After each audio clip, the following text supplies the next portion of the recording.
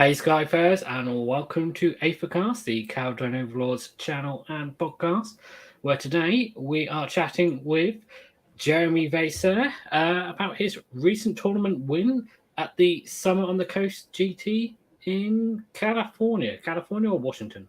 Washington. I don't. But not Washington. But not Washington where everybody thinks Washington is. If you're not in America. It wasn't Welcome in the White geography House. class with Aethercast. Yeah. It's the one that borders Canada. You can't miss it. Oh wait, so you did. So it's Washington, DC. Yeah, the state of Washington is. Washington D.C. is on the East Coast, where I moved from about a year and a half ago, and Washington State is in the Pacific Northwest. Okay, so you flew for the tournament, or drove, or whatever, because you're on the West Coast. Yeah. It's like a 3-hour drive. Oh, okay. This whole thing confused me because I thought you were on the East Coast because you went to an East Coast tournament. And then we got I do that a lot. We have a big problem with time zones and sorting out shows. Speaking of time zones, great. From the bottom of the world, back. We have Kron back. Welcome back, Kron. Yeah. I'm back from your end of the world, and back in Adelaide with the headsets and the computers. So hopefully I'm not trying to film this on some like tower of with a telephone connected to a charger and hoping for the best. No, we're back. This'll work.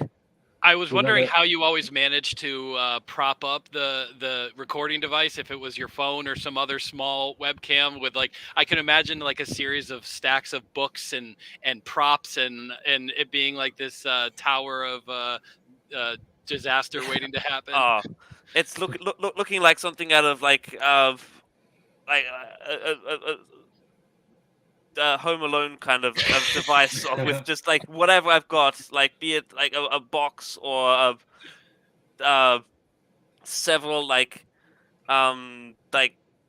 just chocolates just stacked on top of each other. What anything and everything that came to hand, but nah. So you're MacGyvered your way out of this. Yeah. Well, I mean, what you're saying is you're not going to run out of battery halfway through the show. Hopefully not. Unless the entire power grid runs out of battery, in which case we got bigger problems, I think. Okay. And I just want so everyone knows how awkward Kron's time zone is. It's not just a matter of hours; it's half an hour different because it's like the only place in the world that has a half-hour difference. It's Adelaide. We're special. We're the extra half an hour just different to the rest of Australia. We need to differentiate ourselves from the Victorians, you know? And last but not least, we have Mr. Matt Barker on the show again. Welcome back, Matt. Cheers, everybody. How's everybody doing? Thank you for having me on again, Lee. How many times is this now, Matt? How many poor decisions have you made? I think we're pulling up probably on about 10 or so. Okay, cool. We might have to start thinking about making you an official co-host at this rate. You keep this up, you might become a regular. Oh my goodness! Don't want that. Excited. Ready for my promotion, sir? You have to start shining our boots and stuff. I really thought it was you guys only invited Matt because it's in my contract. You have to have Matt on all my interviews. I'm really confused by this. No, we generally like having Matt on. Good. It's not just because you requested him,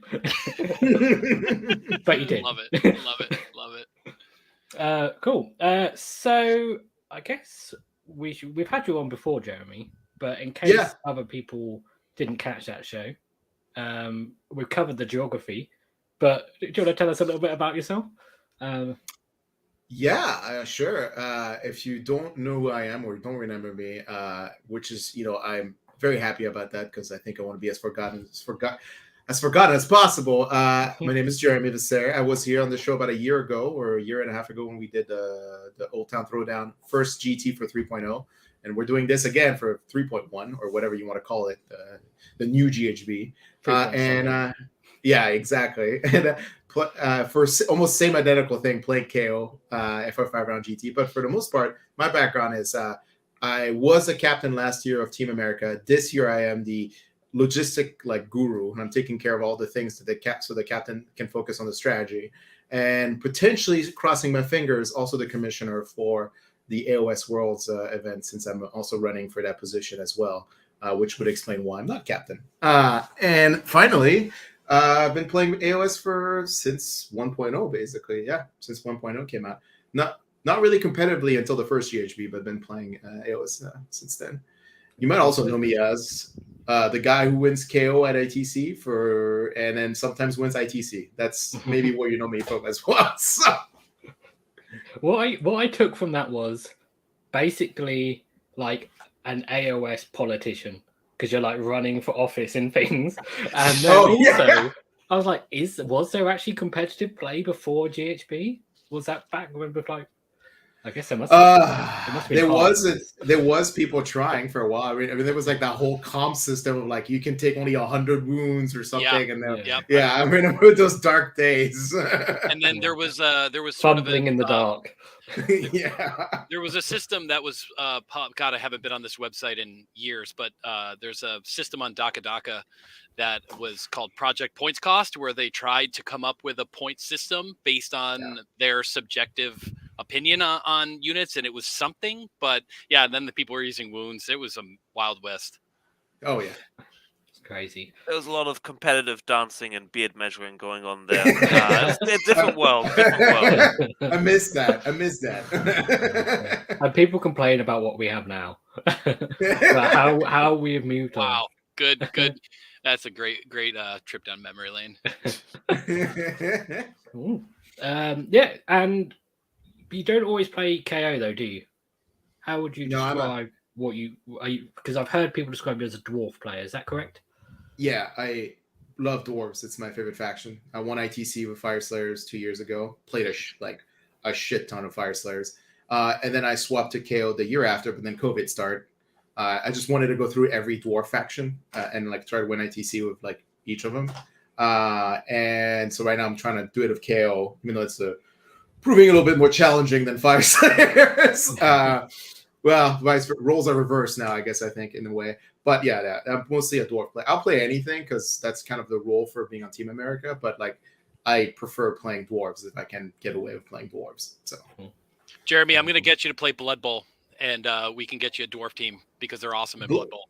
Blood Bowl is my least favorite Games Workshop game. I fucking hate that game so much. Oh my god! Roll 1, the play is over. Why? It's a very punishing game.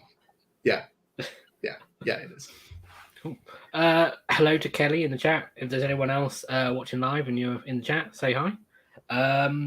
Before we move on, is there actually any news related to Dwarfs or KO? Because we don't care about the Chaos stuff that's come out.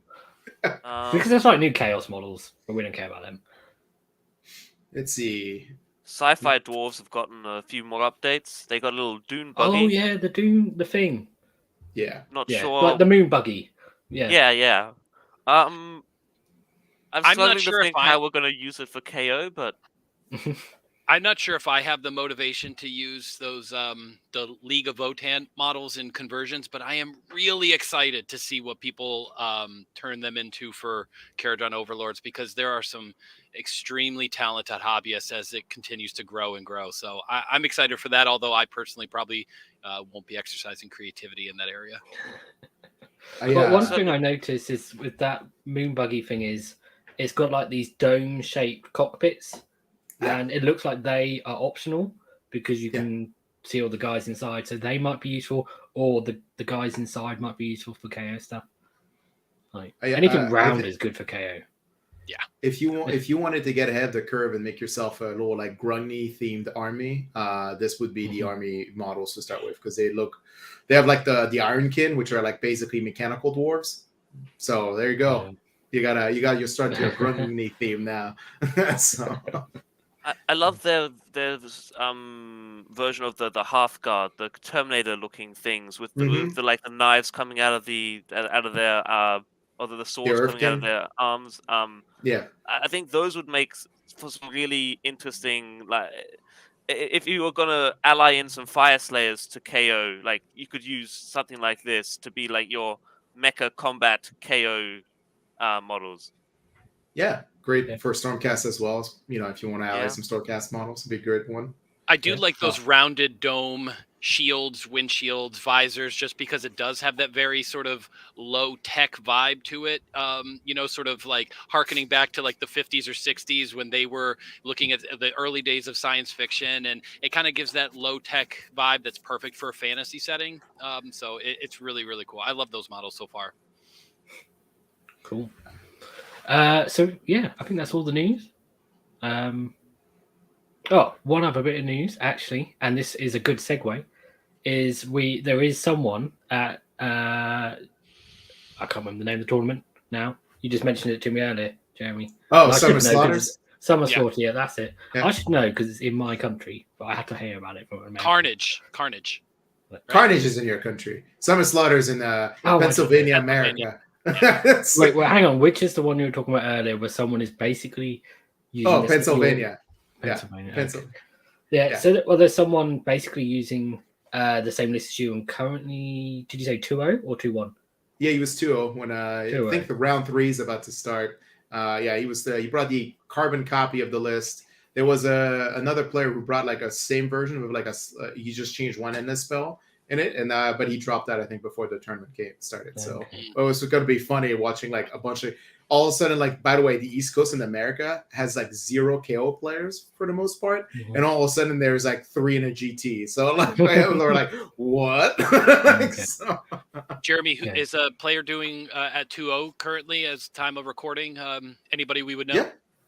yeah. His name is Joe Shoemaker. I don't know who he is. Oh, okay. So- I've heard the name when I was doing tournaments on the East Coast, and I've heard the name, and I think I even remember who he is. Just haven't really had a chance to interact with him too much. But Okay. good luck, Joe. Yeah, good luck to him. Hopefully he'll win, and we'll have him on the show. There you go. And that we're just end up saying, well, this list is the same as Jeremy's, but It's fine. it won't take long to dissect the list. There you go. Well, I'm interested to see this multiple GT winning list now. From the future.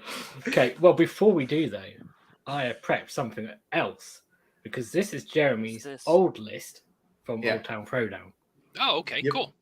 So, and the reason I wanted to show it is because I've highlighted in pink the things that are different from his old list, which is basically the grand strategy, because that doesn't exist anymore.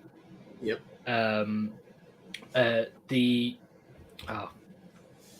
The first thing you pick for the first article. yeah, that's it. Article.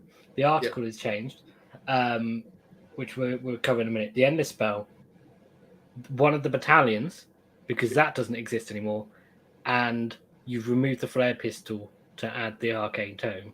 So there's not much difference in the list, which would lead us to believe that you thought everything else that was in the list was good. Is that correct? Yeah. Okay, Yeah. cool. So let's move on to look at what's actually in this list. So it's custom Skyport. Your grand strategy is take what's theirs, and your triumph is inspired. And then your custom Skyport is the reroll ones for ships, extra gold, and the run, retreat, and shoot and charge, and basically just move anywhere and do anything you want.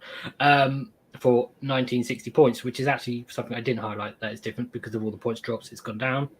Yep. Because was it 2000 before 19? Yeah, 2000 before. So the triumph you actually could possibly get now, which is cool. And then so you have an Aether Chemist as your general, with Collector and Spell in a Bottle, an Arcanaut Admiral with Arcane Tome, and a Navigator. 3 units of 10 Arcanauts with one of each special weapon, 2 gun haulers with drill cannons, 2 frigates with sky cannons, and an ironclad with a sky cannon and the battle ram. That's all in a battle regiment except for the frigates, because that'll be too many behemoths. Yep. So your 3 drops with the purple sun and the burning head. So, so yeah, not much change from what you had before. Nope. So it's kind of a tweak from how you were playing it, I would assume. Not really. I think I guess to kind of build on what you're saying, like the army felt good in 3.0, but it had like scoring issues that would only be overcome through like basically controlling tempo plays. In the new edition, the scoring is a lot more lenient, so you can actually play a little bit more defensive in the early game because the battle tactics are way more achievable for KO now. Their grand strategies are actually harder to get for other armies, so it's actually easier for KO to stop the opponent's like grand strategy. And the take what's theirs is an incredibly easy one for KO. And the only time you don't really, in my experience, you don't get it is because you're losing the game anyway. So like there is almost no, like it's just like there isn't like if you either have it or you don't, and if you have it, you're probably winning the game. If you don't have it, you're losing the game. So it doesn't really like it doesn't sequentially cost you anything. But like so, yeah, mechanically the list was sound. Just the game plays better around it now for the most part. Okay. Yeah. So you are playing it slightly differently, but not because of what you changed in the list, but because the game's changed. Yep. Cool. So let's talk about some of these changes in more detail. You took out the flare pistol and added in the arcane tome. Yep. So you want to talk about the purple sun gate? Well, is it? I was gonna say, is it related to purple?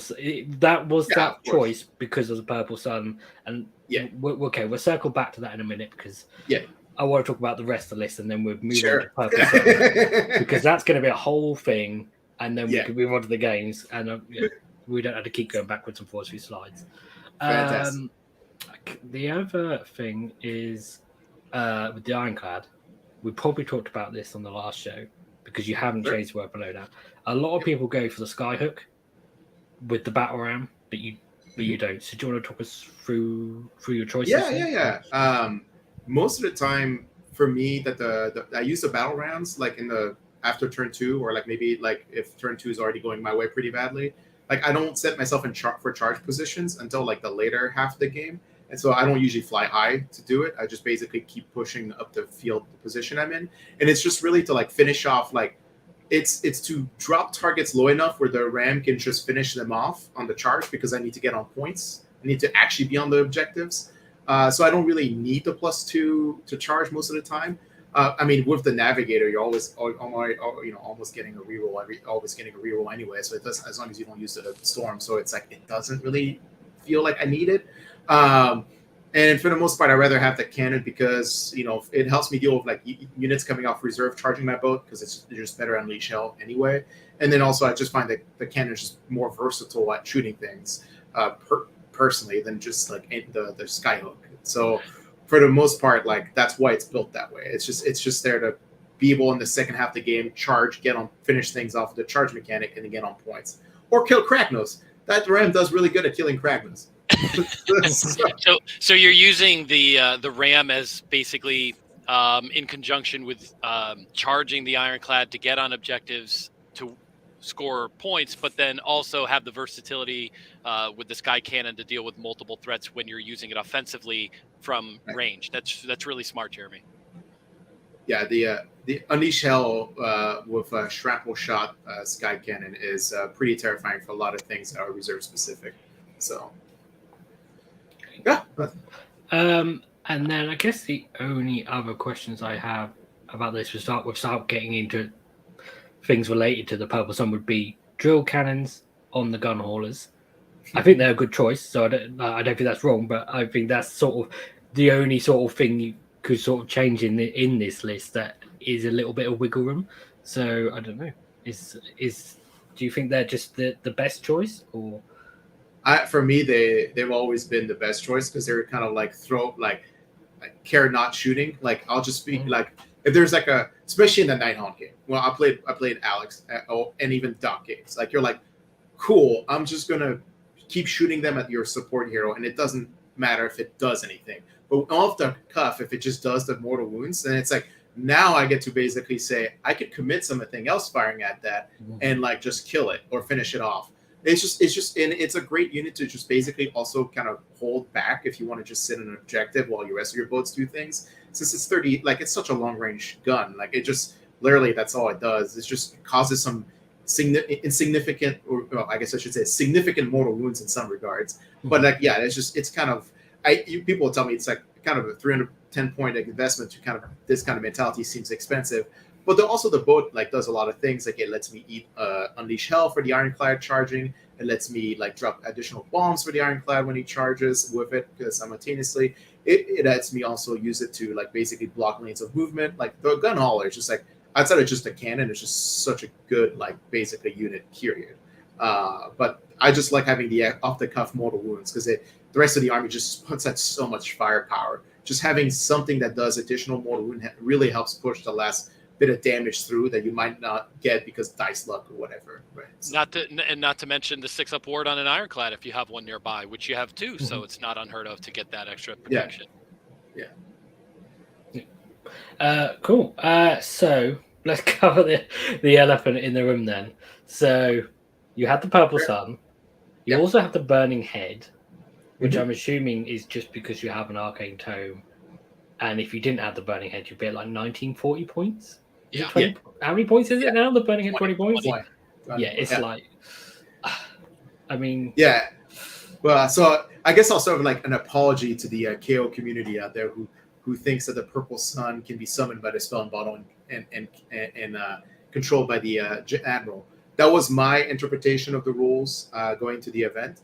I checked with the TO. I checked with multiple people, even like all of Team America, and like nobody batted an eye. And then I go to the event, win it, and all of a sudden, like, wait a second, like that doesn't seem right. And for the most part, like I think I'm still willing to like go with like if everybody basically tells me I'm playing something cheeky, then I'm probably just not gonna do it anymore. It actually. I think the only game where I got to summon the purple sun through the spell in the bottle was my game against Alex and Tom, which is my last 2 rounds, and it basically like didn't do shit. Like it didn't do anything all weekend except for one game, and it only did something because it blocked Kragnos from charging. That was it. And so for the most part, like you cannot control the purple sun with the Admiral and the Tome if you use a spell in the bottle. In retrospect, after that tournament, I'm like, I had to hard cast the sun like 4 times during the entire tournament. So it wasn't like I'm like the first thing I tweaked, I think, out of the list after the GT is I just dropped the spell in the bottle. Period. I was just that was before we started even questioning the rules about it. I took the rune on the navigator immediately after that because I was like, I've lost so many models to people's purple sun that weekend. I was just like, I just want to just turn that thing off for 1 turn for the love of God. and not that this matters, but like you said, Jeremy, the only time it really came into play was against Tom, Guan, and Alex. Alex being our teammate on the Corsairs and Tom being a really close friend of both of us. So I don't think that either of them thought that there was any particular intentional thing going on, just a misinterpretation of the rules. So shout out to Tom Guan. Texas he's a Texas master who lives in California. Wow. But I think the problem too is like in my neck of the woods, I'm also well known in my neck of the woods we're playing. And the thing is like I would tell every one of my opponents before the game started, like this is how I interpret the rule. And if you have any problems with it, I will just summon it through the Arcane Tome instead and don't worry about it. Or try to, and then literally like everybody with a thumbs up, but that could just be because it's me, and so people just assume that was right. But at the same time, like in retrospect, like I guess maybe that was too cheeky, effectively, to try to pull off. Well, the thing is I think most people, if they told me what their army did, they could just literally tell me anything, and as long as it wasn't like something really crazy, I'd just be like, yeah, sure, I believe you, because it's like unless you know every army like backwards and forwards and know all the FAQs and stuff. Like, I guess you don't know, do you? You just take people at their word. And the trouble with this is the FAQ, we'll go into it in more detail in a minute, but the FAQ is kind of counter to what the rules actually say. So it's like, if you read the rule, you'd be like, yeah, okay, that makes sense what you've just said. But then it's like, not unless you go and actually then check the FAQ, you realize, but it doesn't work like that. But before we move on to that more detail, so the burning head, did you really use that much, or did it? Oh yeah. So let me explain the burning head reasoning, and then one byproduct of telling all my opponents that this work is that they all killed the other chemist turn 1, because I was like, oh, we're killing that guy turn 1. But the reason why was like, in case the other chemist summons the purple sun through the bottle, and the admiral can then summon the burning head, and then I make this burning head the non-controlled spell, but it's my turn, so I get to control it. It moves, does its damage, disappears, and then like that way, like I don't have to worry about it like hitting back my units. That was the entire reason why the burning head, right? It was in the list was I could use like 2 endless spells for 1 turn on my turn. That's it. That was the logic. Never really worked out that way, but it was like that. What am I going to do with like 20? Like I'm 60 points down. I can't take anything in this list for 60 points. So I've seen a lot of people use the burning head defensively because it only goes away after it does damage. So if it doesn't actually do any damage, it just stays there. Yeah. And so I've seen people kind of float the burning head around something you don't necessarily want to be charged because they can't end on top of it. And so it's a pretty clever use for that. Okay, that's pretty clever. No, I didn't realize that. I thought it just went away at the end of the turn, but then maybe I was just assuming it would do some damage. But no, if you don't do any damage with it, that's quite clever. It just kind of hangs around until you want it to do damage, and then poof, it's gone. Almost like free chaff. Exactly. That can't be shot off. A 20-point chaff unit that just can't be messed with. Unless they just dispel it. But it's actually hard to dispel. It's a cast value 7 now, so you have to roll an 8. Yeah, I mean that's not actually annoying. It's not insignificant really rolling an 8, is it? So yeah, it's actually annoying. Like a 33% chance, something like that, somewhere in there. Yeah. Okay. Don't tell me the odds, Matt. Never tell me the odds. Okay. So going forward, so you said you'd take out the purple sun. So would you take out the arcane tome going forwards? So like I have 2 school of thought. Either you keep the purple sun in the tome to just be like a completely mind game with your opponent, like shit, he's got the purple sun, and it's not like it's not like the trade-off of the other change is that much better either. Instead of taking, if you keep the spell in the bottle, you just take the Lumineth one, the Lumineth realm spell, or the lightning vortex, the rune of petrification for the Lumineth one, and it basically like functions kind of like not as good, but it does like more wound output. But the purple sun just being on the table is like really like especially in against matchups where your opponent has like a Glockin like model, you're like it just makes them really rethink about how they just YOLO up the board. So if you don't know what that means, just like basically just run up at the board with no care, because you're like there's always that chance the purple sun could be on the table the next hero phase, and it makes them really really rethink about how moving. But for the most part, like the secret is it does nothing in the KO army. The extra rend is like not really that useful. That example seems oddly specific, Jeremy. Well, it's funny. It was before you joined, Matt, but Max is at a tournament, which is why he's not on the show today. But he is in the chat, though. He's in the chat, and he joined just before the show just to say hi.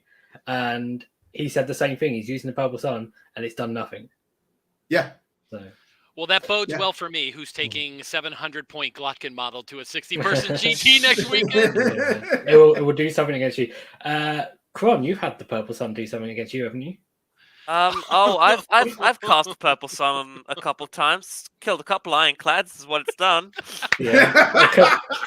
Your own ironclads? Not their ironclads. My ironclads. Yeah. Great. It's been fantastic. Oh, dear.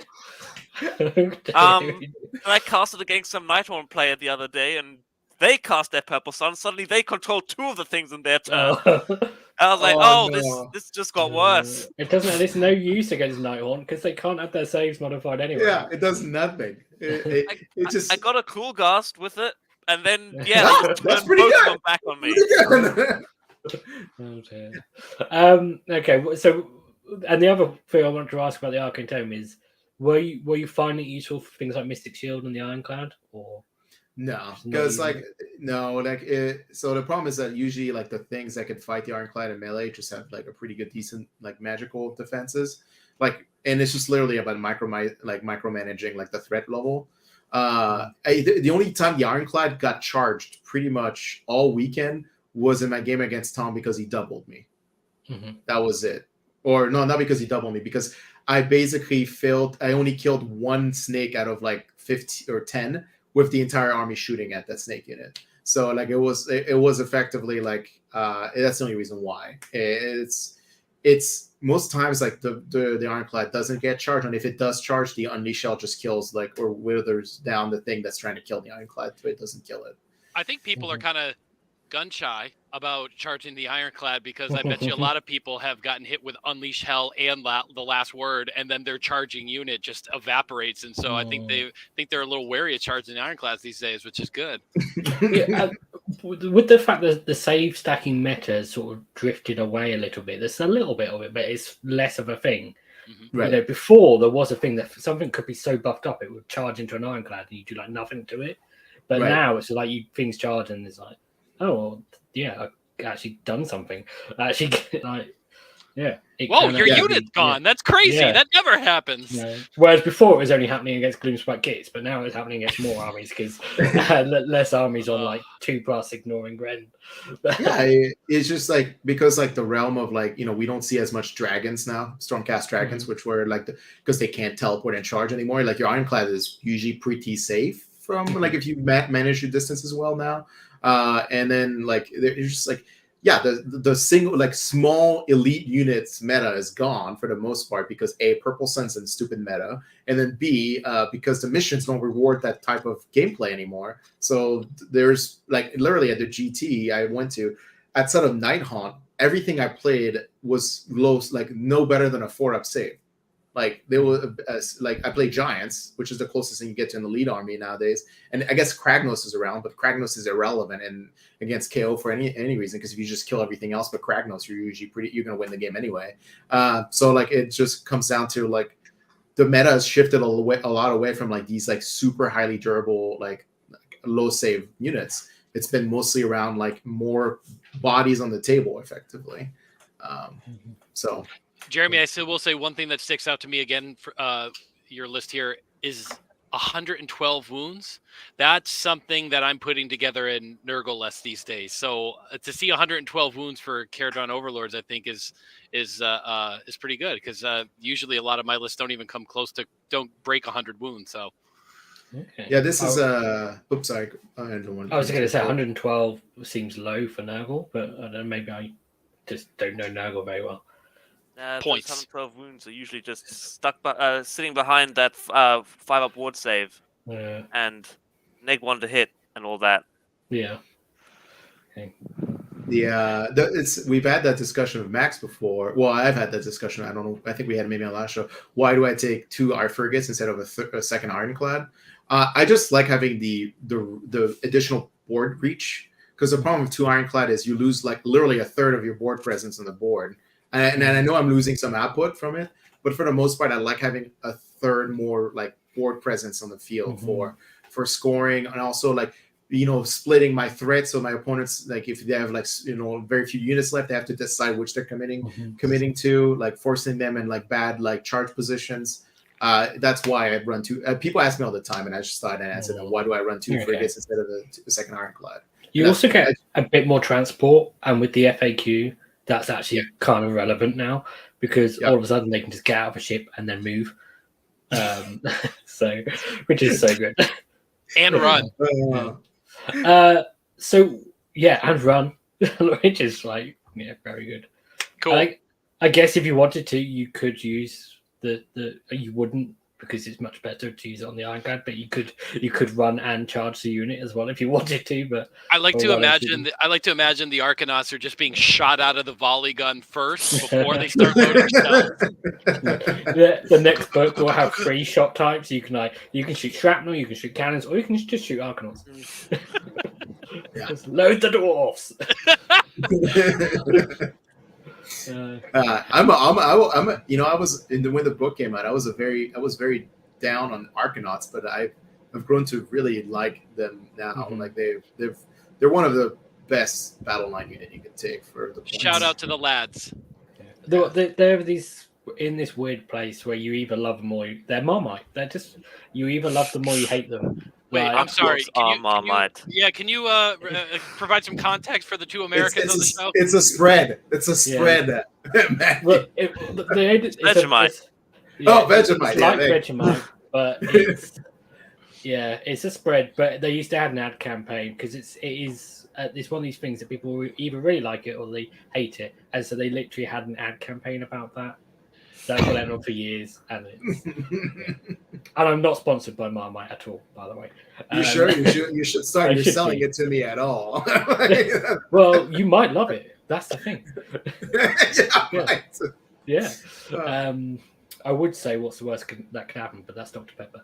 So I can't say that one. It sounds a lot. It sounds a lot like Moxie, but that might be specifically a New England, Northeast America thing. It's like a carbonated soda that's really bitter, and some people either love it or some people absolutely think it's disgusting. Mm-hmm.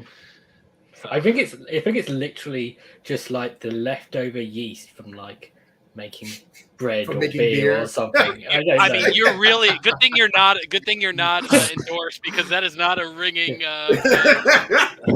Can you tell that I actually work in marketing?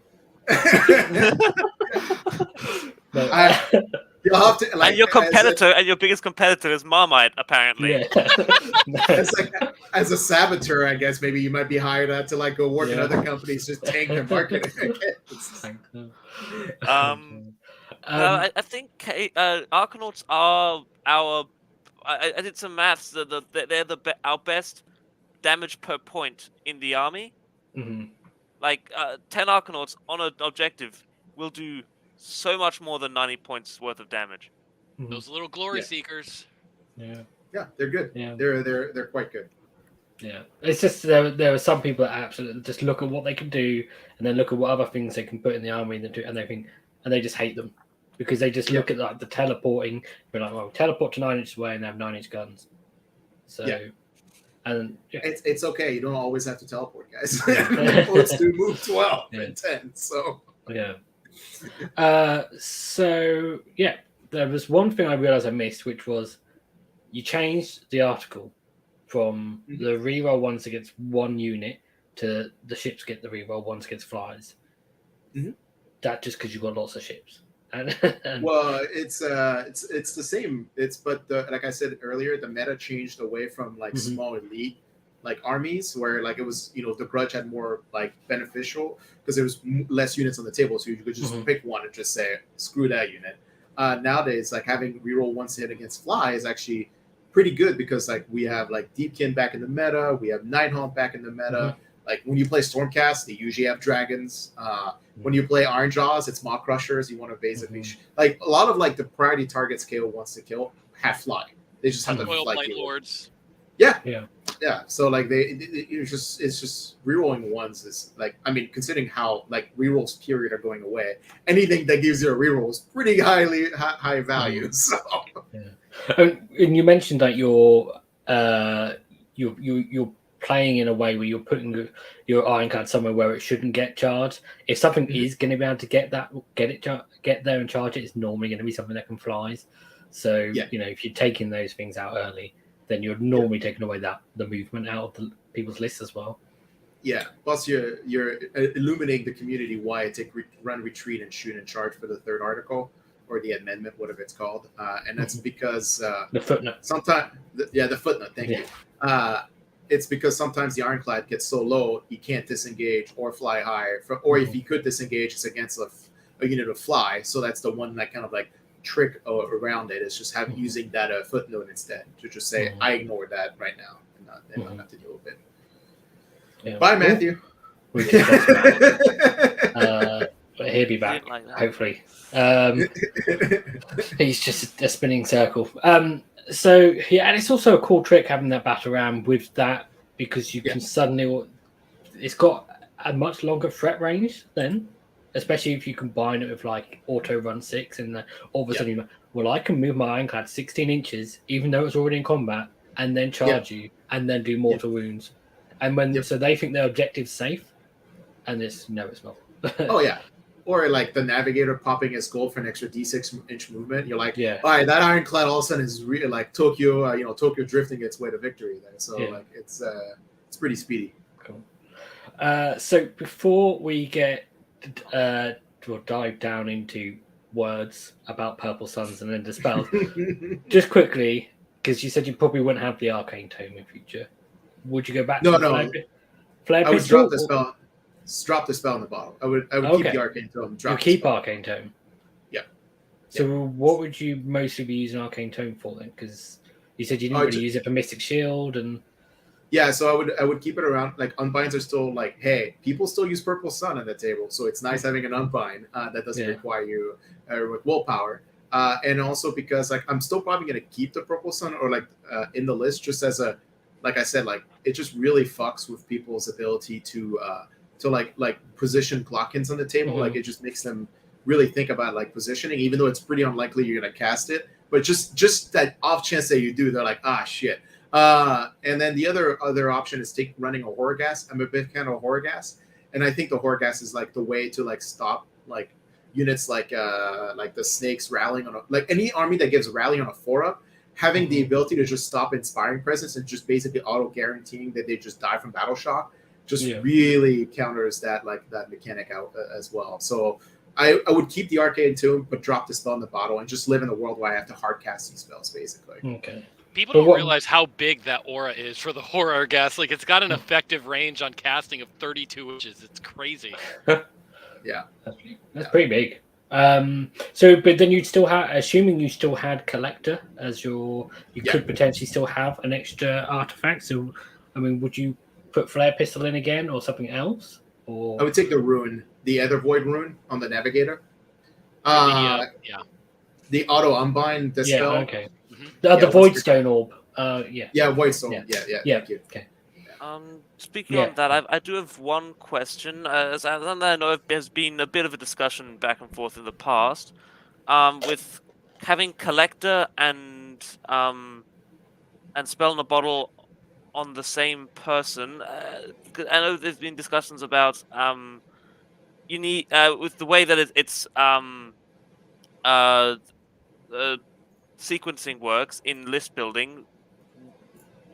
Do you I know what you're asking. I was just waiting to get the words out. Do you need 2 chemists to get Spell Collector to give the artifact first, and then a second chemist to take the spell in the bottle? Not in a custom Skyport, but you do in Zilfin, essentially. Or you could still do it in Zilfin if you had like Command Entourage or something.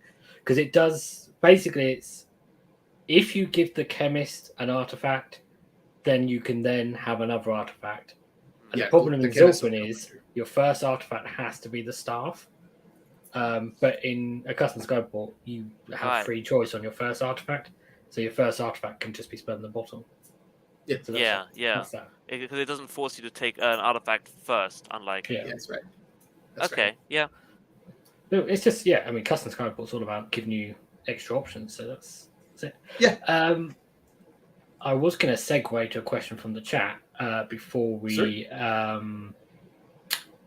moved on, but he's back, which is good because the question from the chat was a question for Matt. So, question for you, Matt: why are orcs the best army? Which must have been related to something you said earlier. It was from ages ago, but you're muted, buddy. You're muted. He's not muted. He's just his mic's not working. You might have muted hard sign. Oh, yeah, we can't hear you, Matt. Sorry about that. Hey. Yeah, sorry about that. No, why are orcs the best army? Because they make great targets for our cannons. Okay. Cool. Right, so I'm not sure if that's the answer they were hoping for, but I hope, because they literally asked that like half an hour ago. And so I hope that came courtesy of my friend. That question came courtesy of my friend Ben Dawes, who's Age of Sigmar curious, I would say. Okay. Okay, so let's clear up some of this stuff about spell in a bottle and how it works, because not just because there was the issue with the tournament of it being played basically what we think incorrectly, but also because we didn't cover it in the last show and we probably should have done, because we didn't need to in some ways because the FAQ is old and it's not a new FAQ. But all of a sudden, endless spells that move are good again, and they weren't good before. So we probably and there's just been loads of questions about this recently. I see questions about this all the time in the WhatsApp group, in the Discord. So it is not something that is like isolated to this one singular tournament that Jeremy went to for sure. Okay. So let's start with how endless spells move, which is not how they move first, controlling endless spells. So you have to determine whether they're controlled or not before you move them. And basically, a predatory endless spell within 30 inches of the model that summoned it is controlled by that model. And then notice that it says model, not wizard. And then it goes on to say a wizard can control one predatory endless spell per hero phase, which is basically just a limit. If there's more than one predatory endless spell that a friendly wizard could control, you have to pick. So you can't control more than one. If you cast one spell, turn one. One spell, turn two. This is not going to happen because they're going to get the spell. But if you did after multiple turns have multiple ones, then watertight, right? Watertight. Yeah, and then predatory and the spells that are not controlled are wild. So, and then if you move on to spell in a bottle, it says you pick one end of spell, you pay your points for it, and then once per battle, the bearer can automatically cast that in the spell. So the chemist casts the spell. If you go back to this, it says the model that summoned it is controlled by the chemist. So in theory, it's controlled. If you just literally read the rules, that's what it says. Do we all agree on that? Does that make sense? Okay. Yeah. Now okay, class. Yes. This is where Jeremy fell down. Yes, Arcanaut Admiral. Because if you read the FAQ, unfortunately it says, can an endless spell that was cast with the spell in a bottle enhancement be controlled by the bearer? And the answer is no. Which completely goes against what it says in the rules that we just read. But unfortunately, that's the answer. Unfortunately, you don't really check the FAQs if you think you understand the rules and it all makes 100% sense. Because why would you? You only check the FAQs if, that doesn't, how do we sort this out? Doesn't make sense. Whichever ship's captain asked this question of the fact team must walk the plank. Well, there's a reason why it was asked, but it shouldn't have been asked this way, although should have been answered this way. Shouldn't be answered this way. But unfortunately, we do know that when they do FAQs, they actually reword the question sometimes to how they want them to be, rather than just what people have asked. They don't just pick one from a hat and go, okay, well, we've had lots of questions about this. We're going to use this one. We just word it however we want, and then this will solve, in theory, the questions that people have. Okay, so let's move on to movement, because now we know the chemist doesn't control it. And then moving endless spells, I split it up into three things because it's basically three phases. So after you control them, the player whose turn is taking place moves all the predatory endless spells controlled by friendly wizards. Yeah. Which is a problem, because if you hadn't read the FAQ, you'd be like, oh, well, it's controlled by the chemist, but he's not a wizard. So he could, if he didn't read the he could control the endless spell, but he can't move. Yeah. So it was just stationary. Yeah. Which is why we had to have an FAQ to answer what the hell's going on here, because it's controlled, but can we move it? And then Jeremy's interpretation was, well, as long as I have another wizard nearby, it's controlled by me, and then I'm going to move it using my Admiral who's a wizard. Fortunately, you can't do that because it's not controlled by the FAQ. But for the movement purposes, how it actually works then is it's not controlled. We can't move it during this stage. Okay. Yeah. But your opponent can't move it during that stage. They can move a spell they can control during this stage if it's their turn. But if it's our turn, then they don't. Okay. Then you move on to the second phase, which basically the opponent does it. Whoever's turn is not taking place moves any controlled ones.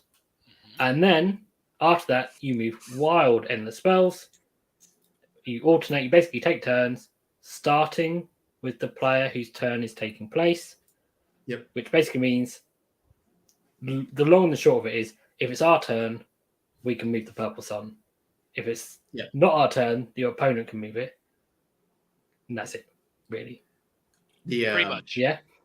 The only thing I would add, because I think people get confused too from other reasons about it, is any endless spell that's paid by a player is owned by that player, not controlled, owned. It does not matter if it's wild or whatever. It's always owned by that player. Or in case like there's like questions of ownership, like because a lot of people think wild endless spells makes it unowned. There's also situations with like the way this mechanic works. So like if you have a wizard that summons 2 endless spells over 2 turns and he takes control of the second one, can he take control of the first one in the next turn? And like that's like that's a few examples of like, well, I think the rule says yes, but it's actually not clear. There's a bunch of mechanics of this whole thing that just go bad. And once again, like the thing I got screwed up was on the second sentence of your previous panel, which is that a wizard can control an endless spell. And I was just like, it doesn't specify the guy who summoned it. It just says a wizard. So my assumption was that like since that sentence is redundant with the next sentence, I was like, did they just write that sentence to clarify that's any wizard? Because it's completely useless to have this in the rule paragraph. And that's what that's basically the discussion I have with every one of my opponents, and they were like, yeah, that's. I mean, the problem is no one played endless spells for like almost a whole year. They were so bad that they were like nobody bothered like reading up on it. I mean, to be honest, I don't think Games Workshop also reread their endless spell rules because they decided to make endless spells worth it, but haven't actually quite fully reread their rules for endless spells now, and they're probably going to have to do some cleaning up because, like I said, like the formally, what happens if you have a wizard that has summoned 2 spells in a game and wants to swap control? Can he do it? Rules kind of say yes, but they don't actually explicitly because it says per phase, yes. So it's like in theory he can. There is something I'd like to point out about this as well. The way the sequencing works is if it's your opponent's turn and they've cast an endless spell, and then you've also cast Purple Sun in your turn, they will move both endless spells. Because they will move, and in fact, even if there's 3, because they will move the ones they control, and then it's the ones but then you move on to moving the wild ones. It's only the wild ones you alternate, and there's probably never going to be. It's going to be rare. There's going to be a wild one on the board other than the one we cast, unless you've gone around shooting their wizards maybe, and leaving the spells there.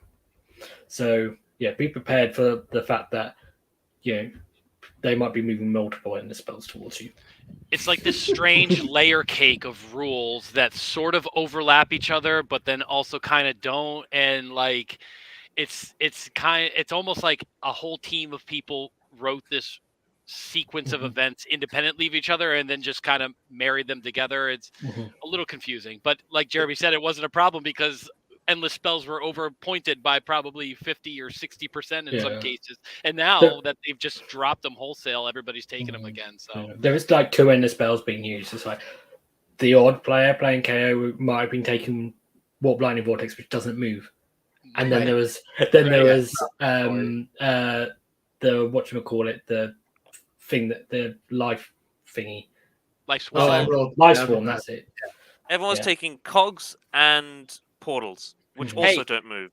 There was one weird dude playing Realm Scourge Rupture on TTS exclusively, but that movement rules are very, very much dictated where it can move, and so Well, the other thing as well with the Life Swarm was people weren't really moving it because they're like, I'm going to dispel it and then recast it because it's better if I do it that way. So not anymore, but that's what they were doing. So like even the one endless spell that moved that people were using, they weren't moving it. I mean, I used the Horgas a lot during 3.0 when I was my Soapline list, but like even then, like most of the times you only see one endless spell per player. This entire rules interaction is really confusing only when you have more than one endless spells per player, and it just becomes like I said, like they just need to relook that rule and then just like tighten it up or streamline it basically. It only really matters when you have wild ones as well, which is again, it's like, so you've got this. First of all, it's rare to even have multiple endless spells, and then even rarer that they're going to be wild. So Okay. I think that's enough there's of the that. rise of Hallowheart coming, so we're going to have people running 2 or 3 endless spells. Okay. Oh yeah. Cool. Right. So we covered that enough. I think. Hopefully, yeah, people won't be confused, or at least I can point them to a video rather than explaining it. It's like, just that entire section, just clip it and just send them that. Timestamp, what, 53 minutes? Yeah. Yeah. Cool. Let's move on to some games then. Cool. So, first game was against Daughters of Khaine. Mhm. Before we look at the list, how do you feel about playing against Daughters of Khaine generally? If it's a Morathi list without a cauldron, very good. If it has a cauldron, it can get like old and not Morathi, it can get a little spicy. But like to be honest, like KO does very well against Doc. Like as long as you can maintain like not getting double turn, like going bottom of the turn consistently, you're just shitting on him. Generally, when I'm paired up against Daughters of Khaine, I run into that Austin Powers situation where, my plan, soil myself, then come up with a new plan. Any thoughts? Cod, how do you feel about that? Because you play both KO and Daughters of Khaine. So do you think KO are generally okay?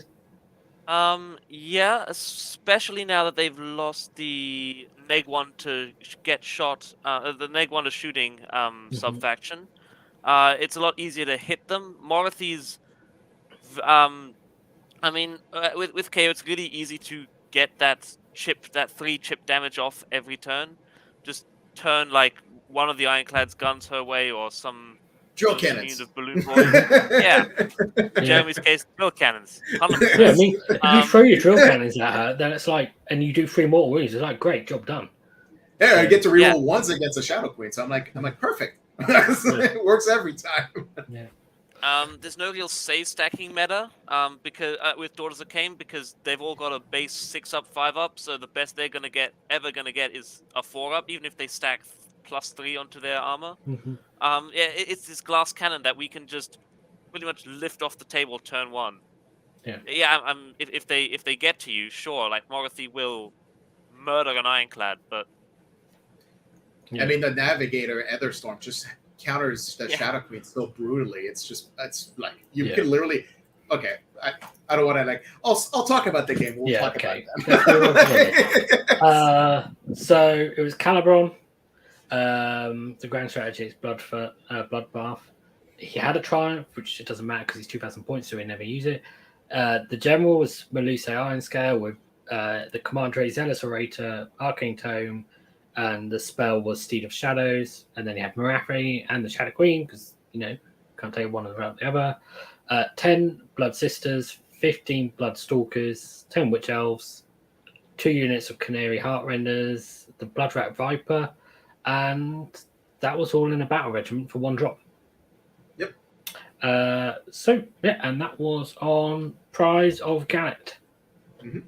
So so you kind of mentioned that if it was a list with Morathi, you don't mind too much. Is that Gallet or Gallet? Like, what are we settling on here? Can we end this debate now? I don't know.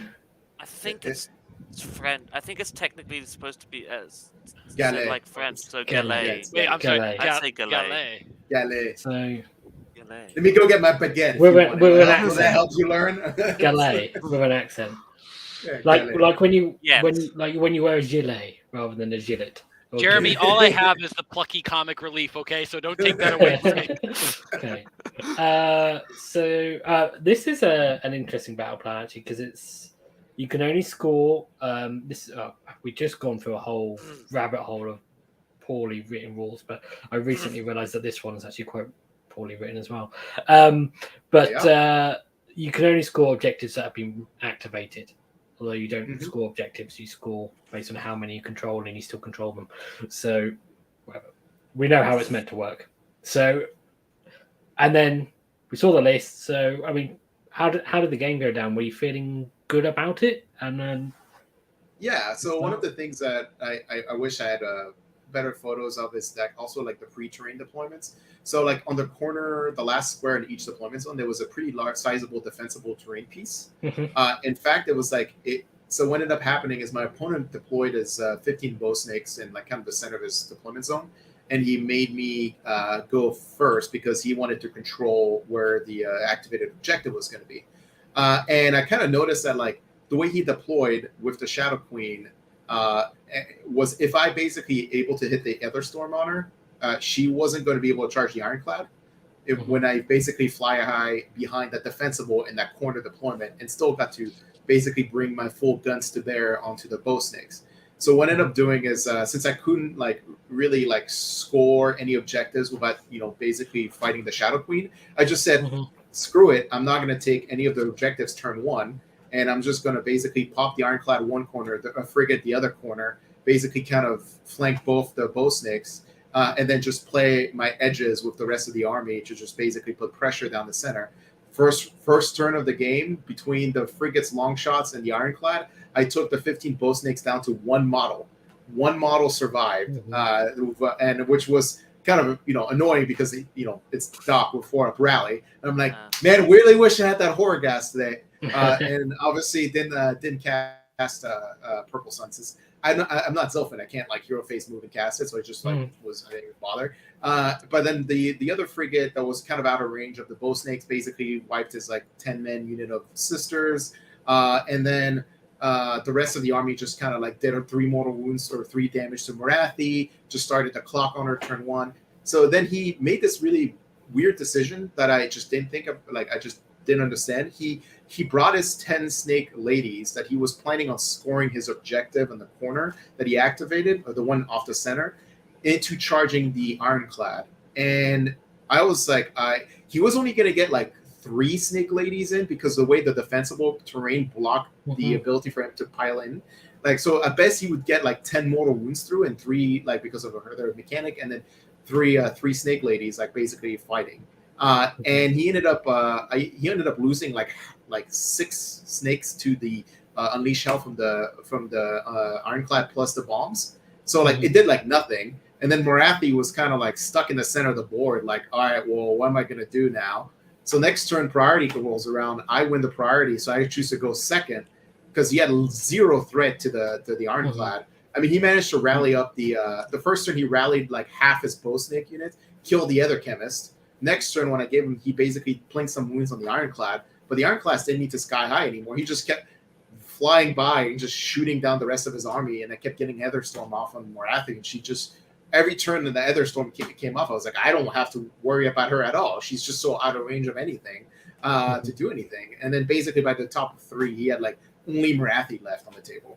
And that was like how I didn't really score primary points for the first 2 turns, but the new battle tactics are very easy for KO. Scored like all of my battle tactics, and then like the game was over after that, right? So like I had max points effectively. Okay.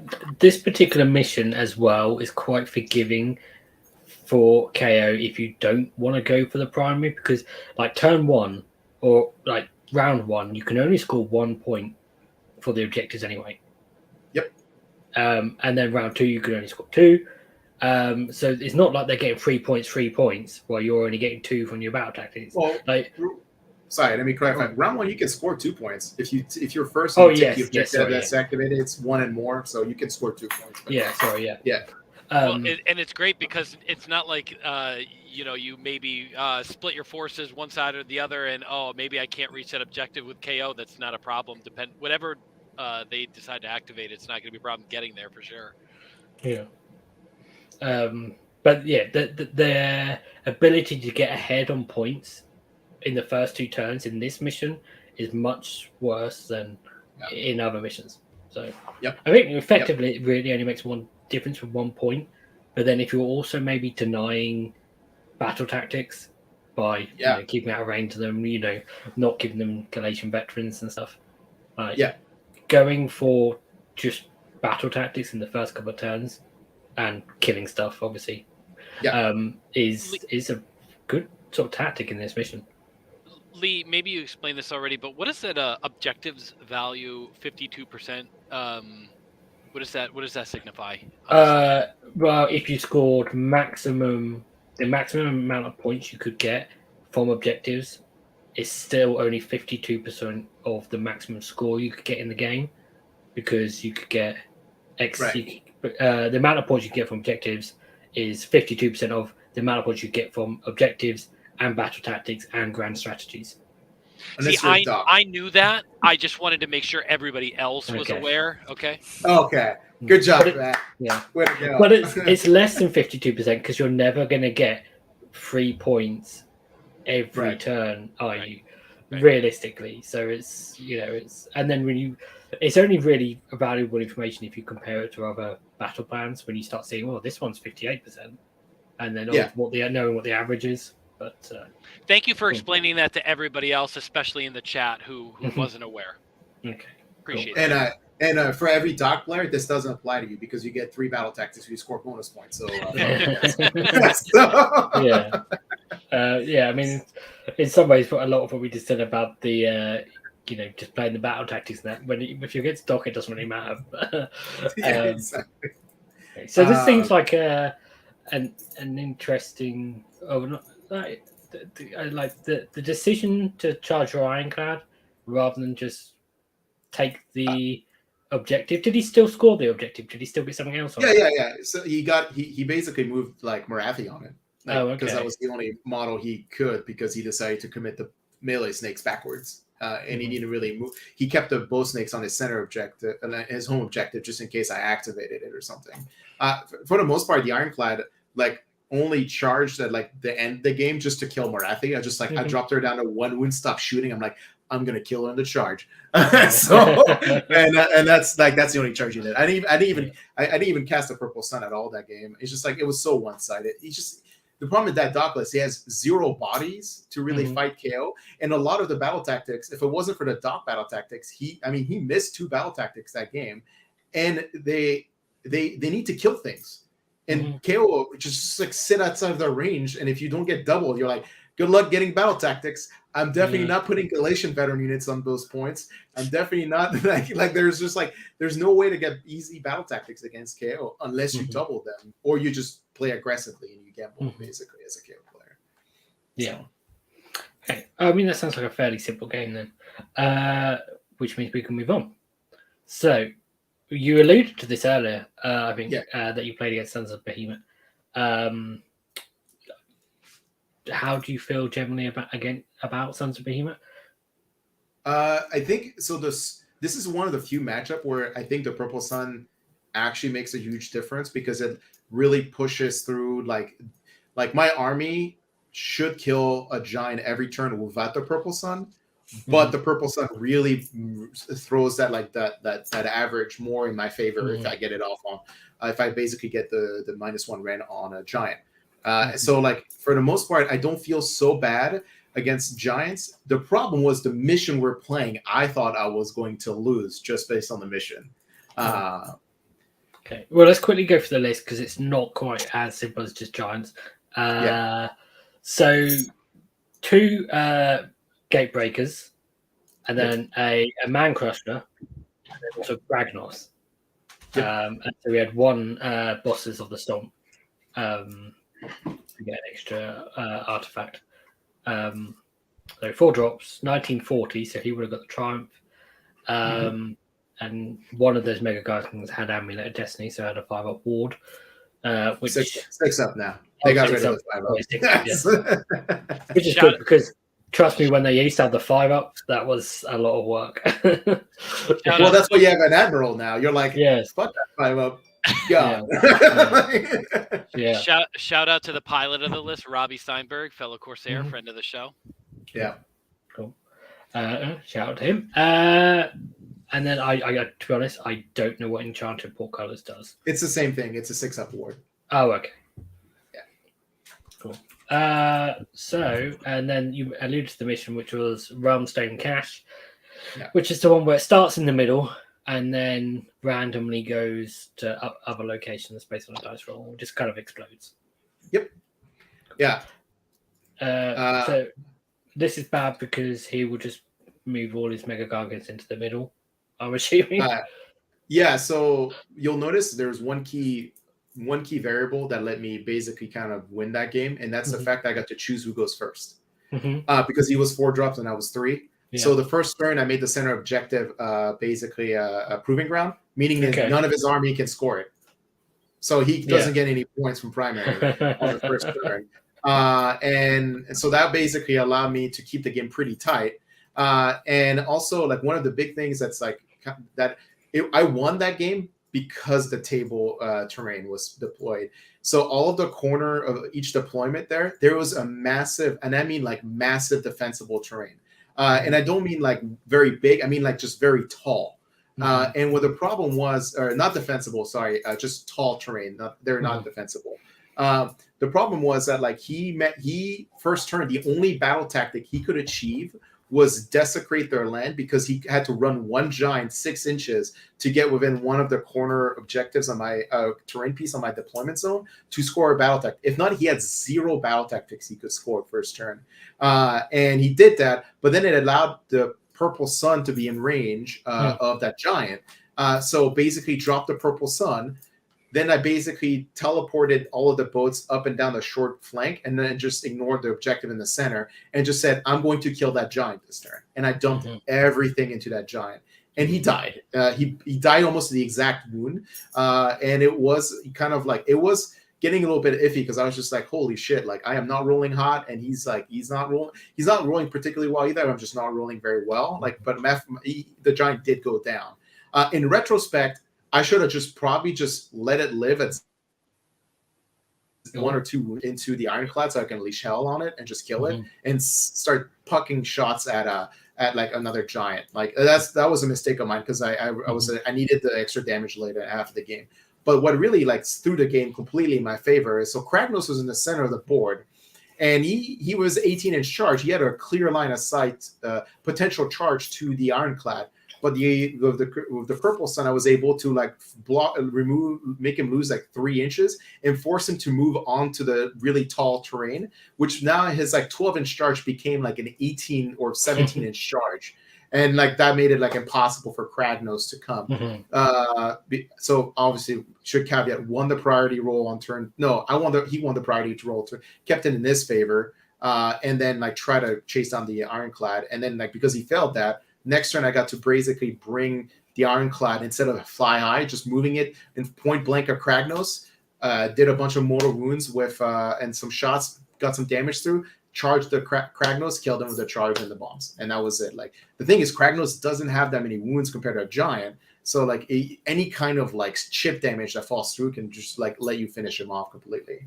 I thought I was gonna have to kill him with the Admiral, but he rolled really poor on his like 2-up save or whatever with everything, and it just like he just died to the mortal wounds from the charge and the bomb basically. Which was funny actually, like that, because that charge was so big, because I made like a 10-inch charge. I got to actually swing my boat into his man crusher, so the Admiral killed the man crusher giant that was on the center objective, and that actually barely enabled him to get his other gatebreaker into the ironclad on the next turn. By like he basically rolled like a 12-inch charge against a little gun haulers. Managed to pilot around and get within like 3-inch reach of the ironclad with his club, and that killed the ironclad that turn. I was like, oh man, we played a game of like literally millimeter here, and like he tried to keep it pretty tight, but I was like, I did not see that range coming. I was like, that thing is so far away, it's never gonna get to the ironclad. Boy, was I wrong. It's like, so this is 2 gods you've killed with the ironclad with the battle ram now in 2 games. Yeah. You'll see a pattern here. I do that a lot. Wow. Well, I mean, mortal wounds are good at killing things, so the deal's off. Just rename it to Godslayer or something. Yeah. Note to self: if I ever play Jeremy in a tournament, just concede before the game begins. Well, that's not fair for the rest of the tournament. Don't do that. I'm just kidding. I'm just kidding. Just a joke. No, I think the interesting thing about when you're playing as Sons of Behemat is it's not like a foregone conclusion that you can kill a Mega Gargant a turn. It's like you should be able to, but you know, a little bit of unlucky rolling. Like you don't have to go really unlucky, like just a little bit unlucky, and then if you don't kill the one you're trying to kill, and then it can start being problematic. This is a dice game after all. Yeah. Yeah, and there's so many wounds there that you you need to be pretty consistent with your rolling. Yeah. To get them. Yeah, I did. And well, the big thing too is I turned off the ward save, the 6-up ward save of the Admiral. Yeah. So like, if he had that ward save, that thing would have survived like 100%. And like that's like the combination of Sud plus turning up the ward save was exactly enough to kill it. But like I said in retrospect, I should have let it live at like 1 or 2 wounds and let it like heroic recovery and then just charge the Ironclad and die on the Unleash Shell. That's what I should have done. So when you cast Purple Sun, did you cast it with the spend the bottle in this game or with the? Yeah, that was the only game where I got to actually use the spell in the bottle and control it with an Admiral. Because every other game I had to basically hard cast it. So there was the only opponent that didn't kill the other chemists outside of Alex in turn 1, effectively. So that was a one game. And the funny thing is, Bear's on our team, and Bear has lost multiple big games to other people on the team due to like misplaying of rules. So now it's a running theme that like anytime he plays anybody in our team, we're just gonna cheat him out of like some miss mechanic. But no, seriously, we're just like, sorry, Bear. Thought you could have stopped me when I told you the rule worked this way. You could have been like, no, Jeremy, it doesn't work that way, and I've been like, fine. Well, Bear is like the newest guy on one of the newest members of our team, so I'm no longer the baby of the team. So we have to give him a little bit of hazing, which includes cheating him out. Apparently, Jesus.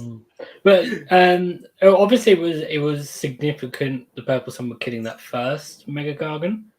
What after I can't remember what you said about the roll off. Did you say he won the roll off?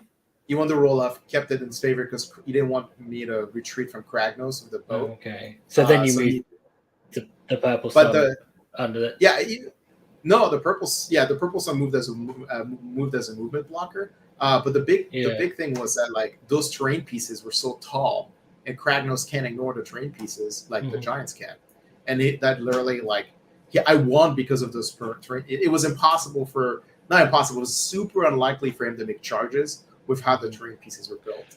Good players use terrain to their advantage. Yeah. That's all I'm going to say. Yep. So, I mean, the most important thing really was the positioning of the Purple Sun. It's not like it then rolled a 1 and killed Kragnos. Oh, no. No, I actually didn't kill any single model of the entire GT of the Purples. That's not true. I killed 1 Harpy on round 4. One Harpy. Killed 1 Harpy on round 4. Because the thing is, the -1 to save, if you with a shooting list, it's really good in your turn. It doesn't actually do much in your opponent's turn anyway. The -1 to save, unless they charge you and you unleash hell, and then the -1 from that. Yeah. And then, because it's not like they're going to come into combat with us, or they're already fighting in combat, and then they're -1 to save because you've moved the spell onto them.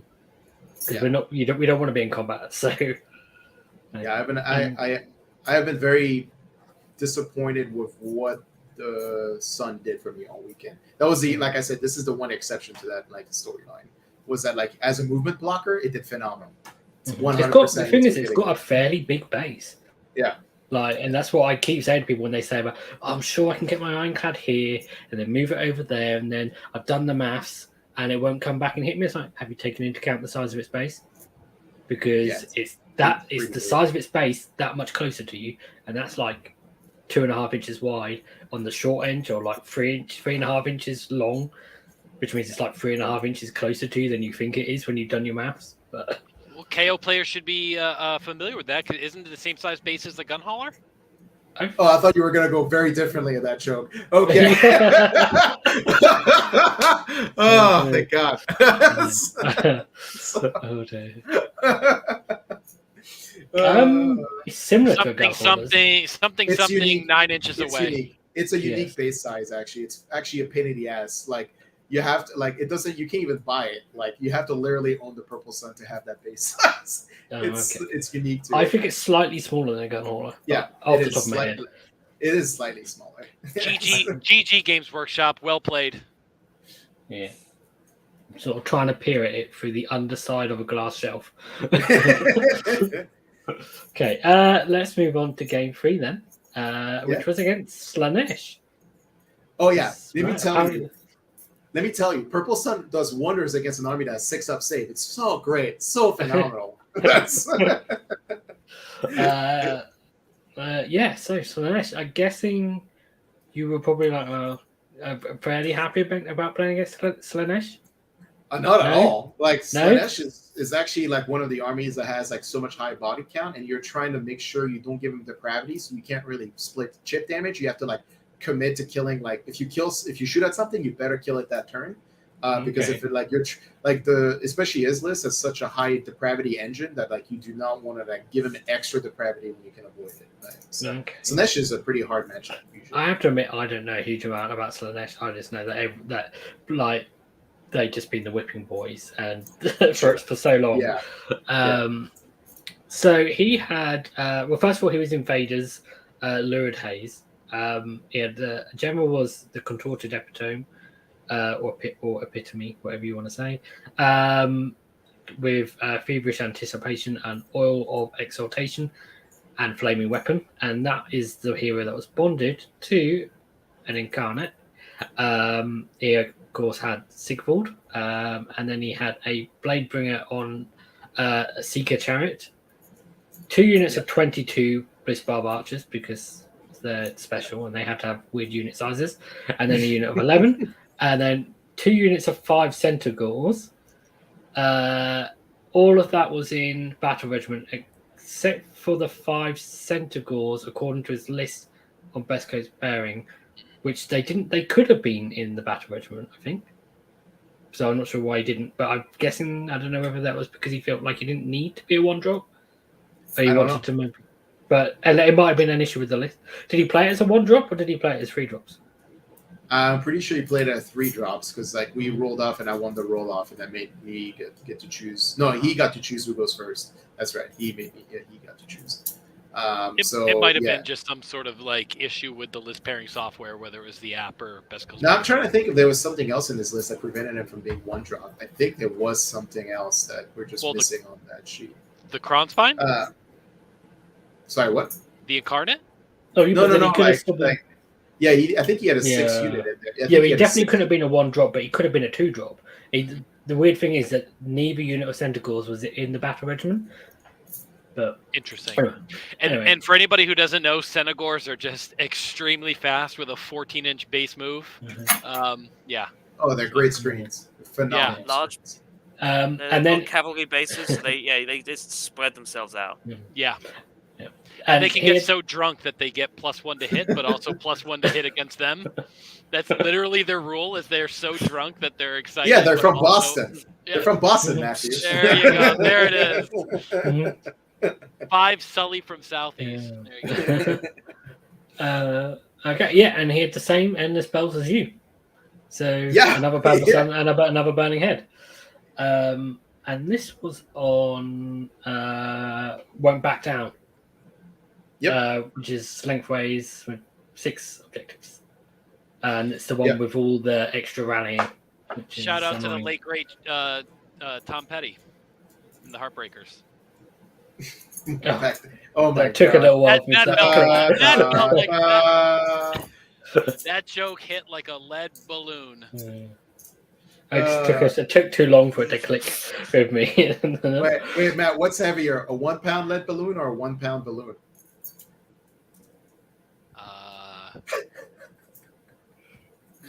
Oh, come on! I'll get back to you on that. What? They're the same weight. It's a 1-pound balloon no matter what. That's the joke. Anyway, moving on to the game. Okay, so what happened? Oh yeah, sure. So he made me go first this game because he won the dice roll, if I remember correctly. I could be misremembering.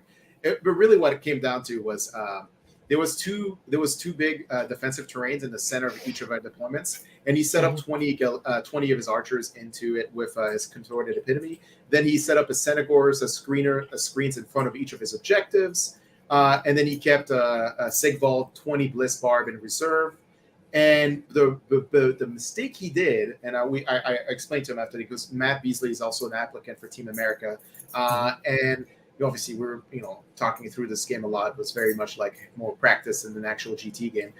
He deploys Incarnate in the corner of one of this deployment because he was afraid I was going to try to de-level it turn 1.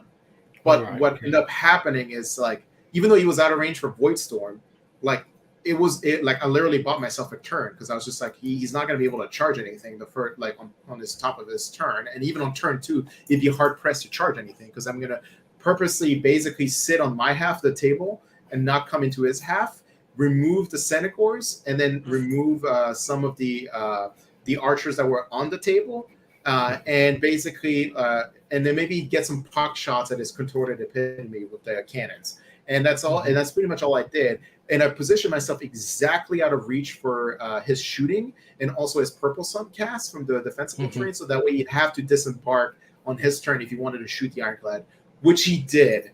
So his turn 1 basically went according exactly to plan. He just sent his Kron Spine down the flank to get the objective down the center. And then he brought in Sigvald in the corner. The other 20 archers came on his deployment zone to shoot the right there to shoot the Ironclad. So he got like all of his 44 of his archers into the Ironclad, and he did not kill it. I don't think he did more than like a couple wounds to it. I mean, I just having like a basically like I did have Mystic Shield that turn because I was out of range from his Unbind, and I had like a 2-up +2 save, so the archers didn't really do anything to it. Yeah, but on the initiative roll, he won the roll, so he got to double, and he got to move his Purple Sun into my Ironclad, a frigate, and managed to kill the frigate, my Ether Chemist, my Navigator, all in that one turn with the Purple Sun. Ironclad survived, which was cool, but I lost like a lot of the support pieces of the list like immediately off that Purple Sun. And then on my turn, I basically I hard casted my Purple Sun, and it went into his army, and I'm like, why am I even casting this thing? It does literally nothing to him, like at all. Like in fact, actually could have affected me more negatively because if he could have charged it with the Incarnate to get extra movement out of it. But it's just like I was like using it as just kind of like maybe I'll get lucky and I'll kill like his contorted epitome like straight up and not have to shoot it. But then literally in that turn, the Ironclad, the Arcanauts, plus the Admiral and the Charge combo, I killed all of his archers that one turn, all 44 of them with the last of his Centaurs. So basically all he had left on the table was Sigvald, a Kronspine, and his contorted epitome, and then also I killed his Herald on a Chariot. So he had like I was already trying to remove key pieces of summoning, and I did it in such a way where he generated no depravity from any of this, by the way, because I killed them to the dot every turn, so they couldn't generate depravity. And finally, the one thing I think this is the highlight, and this is super improbable, will never happen again, but it is a funny moment. 10 Arcanauts killed Sigvald. They shot him, charged him, killed him. I was just like, okay, those guys need a medal. Shout out to those lads. So yeah, that was how the game went. I mean, like the problem is that like at the end of for the last 2 turns of the game, his Incarnate was like trying to get points and kill things, but it was the only thing left on the table, and I wasn't even like trying to de-level it. I just didn't care about it. I just like at that point I was just trying to rack up points and like and maybe get some shots off at it, but I just really didn't want it to charge me, so I was trying to keep away from it for most of the game. Also, shout out to my wife who's apparently in the chat. I was going to make a joke. Anybody was wondering. I wasn't sure if you just had groupies or whether that was your wife or whether it's just some random person that thought you were hot. Sorry. Yeah, there you go. But I do want to say like that the Slaanesh is actually pretty rough matchups for KO, especially in a 6 objective mission. Just because like if they can get their depravity off and summon it's just a hard state to win board position because you're just dealing with so many bodies like consistently. But for the most part, once again, an army that has 6-up, 5-up saves, it's like your weapons are designed to kill this in a sense, right? So. It looks like you kind of answered my question, Jeremy. I was kind of wondering if the 4+ rally ever came into effect at all. No, because I killed everything that turn I shot at it. You killed his archers. Yeah, you killed his archers, and then you just polished off Sigvald as like a dessert. Yeah, yeah. That poor guy. He could not make his ward saves whatsoever. Man. And let it be known that Matt Beasley is an incredibly talented and cerebral player. So this, the win here by Jeremy was not an easy feat at all, even though it was Slaanesh, which is much maligned as a weaker army. I just feel like I just said, like we talked about the game, like if you just set up his crown spine in the middle of this deployment zone on the line, it would have been a very different game. Yeah. So Okay. anyway. So yeah, I mean, so basically that he lost the game in deployment effectively is what you're saying. Yep. Cool. And yeah, so I mean, I guess it's kind of a good thing that the rally thing never come into it, because that would hurt. That would be annoying. I guess you never got to rally with some stuff. I in the game against Tom, the next game I did try. Didn't work, but I did try. So you did it in the wrong game. You need to do it in the game where you get up to 4+. Cool. I mean, that sounds like a relatively simple game. I don't think I've got any questions about it. Quan, any questions about that game? No. Cool. Let's move on then. To Daughters of Khaine again. Like but the Boogaloo. Yes. This is different because this one doesn't have Morathi, and it does have a Cauldron of Blood and a Blood-Rack Shine. Still has Marisa Iron Scale. 1 unit of 10 Bloodstalkers, 1 unit of 15, and then 10 Blood Sisters. Oh, no, wait, sorry. I said that completely wrong. 10 Bloodstalkers, 10 Blood Sisters, and 15 Blood Sisters. Mm-hmm. I've got the S's, the Stalkers and Sisters the right way around that time, I think. Yeah. And then 3 units of Heartrenders. And then you get 2 battle regiments. So some stuff was in 1, some stuff was in 2, for make it all 2 drops. And the Heart of Fury invocation. And he had Mind Razor. Spell something, because that's important to know. And Crown of Woe, which I vaguely remember as being something quite good, but I can't remember what it does. It stops. Oh, go for it. It's within 9 inches. It stops anyone from using the Inspiring Presence command, and I believe Rally as well. Yep. And then if the model holding it kills any enemy model, it changes to a 15-inch within bubble, not wholly within. Just within, yeah. Mm-hmm. It's very, very good. Especially on the Iron Scale, because she's got a shooting weapon, so she just pops one single model off, and then for the rest of the game has this massive aura of everything. Everything guns. Jeremy, that last phrase is something is a recurring theme in the Daughters of Khaine book. It's very, very good. Well, good for me. He had it on his Cauldron of Blood and not the Iron Scale. So. I should add that this list is Hagnar as well. Weird. Yeah, but she has a shooting attack as well. But shout out to Tom Guan, the Texas master who lives in Pasadena. He's not just a Texas master, the top ITC player as well right now.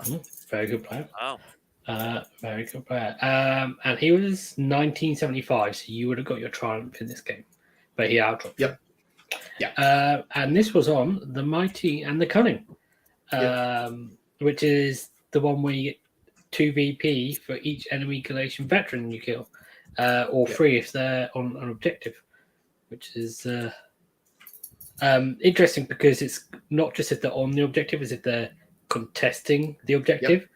So your Arcanauts in the ships don't count for that. That's right. For that extra VP. Yep. Sorry, I was going to say this is another one of those things that we talked about earlier about how KO has a natural scoring point advantage in missions like these, where it's just I don't get penalized for my stuff, but you get penalized for being on the objective as a Galatian unit, and his entire army except for the Harpies is Galatian veterans basically. And his heroes, right? So I mean, you could say we get penalized generally by not having the models inside the ships count towards the number of models on objectives, but the not giving away those extra VPs, which is kind of good because it's weird because you want to get your Arcanauts onto objectives for +1 to hit and their other buffs, but equally you don't want to be giving up extra VPs. So. I mean, what happened in this game? Sure. So Tom is also what is also in Team America. He was the coach last year, so we've actually talked about this matchup a lot. And before the event, and we were pretty adamant that KO's favorite just because of like the output and so forth. But I made it was the first round of day 2, and it was on stream. And I told the TO I really thought like sorry, no offense, KO players, but watching KO games on stream is fucking boring. Like literally just people picking up models and that's it. There's nothing else happening. And I told the TO like you should probably put somebody else on stream. I also didn't want to be on stream, but that was the explanation of my mental game because I got in and I made a huge mistake that KO players should never do this. He made me go first. And I saw a window of opportunity where I could put my entire army on the left side of his flank and got to unload into his 15 snake melee snake unit with like my army. Turned off the ward save with the admiral and just like went to town. And I was like, I don't think I can kill all of them, but I can kill enough where I'm forcing him to rally next turn and like potentially like. And since it's the only unit that's going to get to my boats because of how he deployed, and I was so far away from the stalkers, they couldn't even shoot the boats. That I felt like pretty safe about like even if they make the charge, like they'll take wounds coming in, and they'll maybe like there just won't be enough to kill an ironclad, and I'll get to finish them next round.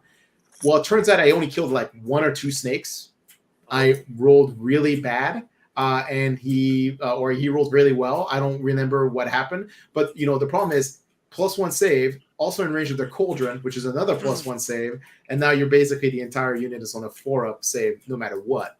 And I ended up like basically not killing any snakes. He charged into my line. I did not kill the ironclad. It lived like 2 wounds left, I think, because they took some wounds from the bombs dropping. They took some wounds from the unleash shell, or not unleash shell. I forgot what happened. They took a bunch of damage because he actually charged a unit of harpies into the ironclad to make sure the ironclad was, if he wanted to unleash shell, had to kill the harpies. But one of the frigate got to shoot the snakes, and I think he spread too much of his attacks around and wasn't able to finish off the ironclad. And then the next turn, if I lost priority, I would have just straight up like basically like that's the game. But then I ended up winning priority. And I had to force myself to keep it in my favor, which I really don't like because I don't like even a potential double turn later. And that basically allowed me to kill the last of the melee snakes, kill the harpies, also finishing off his Melusai and his shrine on that turn, the snake shrine, not the blood shrine. And for the most part, like that recovery allowed me to basically like because of all the extra points I'm scoring from killing his veteran units, I'm not like even though I'm not winning on primary, but I'm still achieving my battle tactics. It's like I might as well not even focus on the primary points because I'm getting points for just killing his Galatian units, and that basically allowed me to recover and win the game. But for the most part, we also made a huge mistake in the game.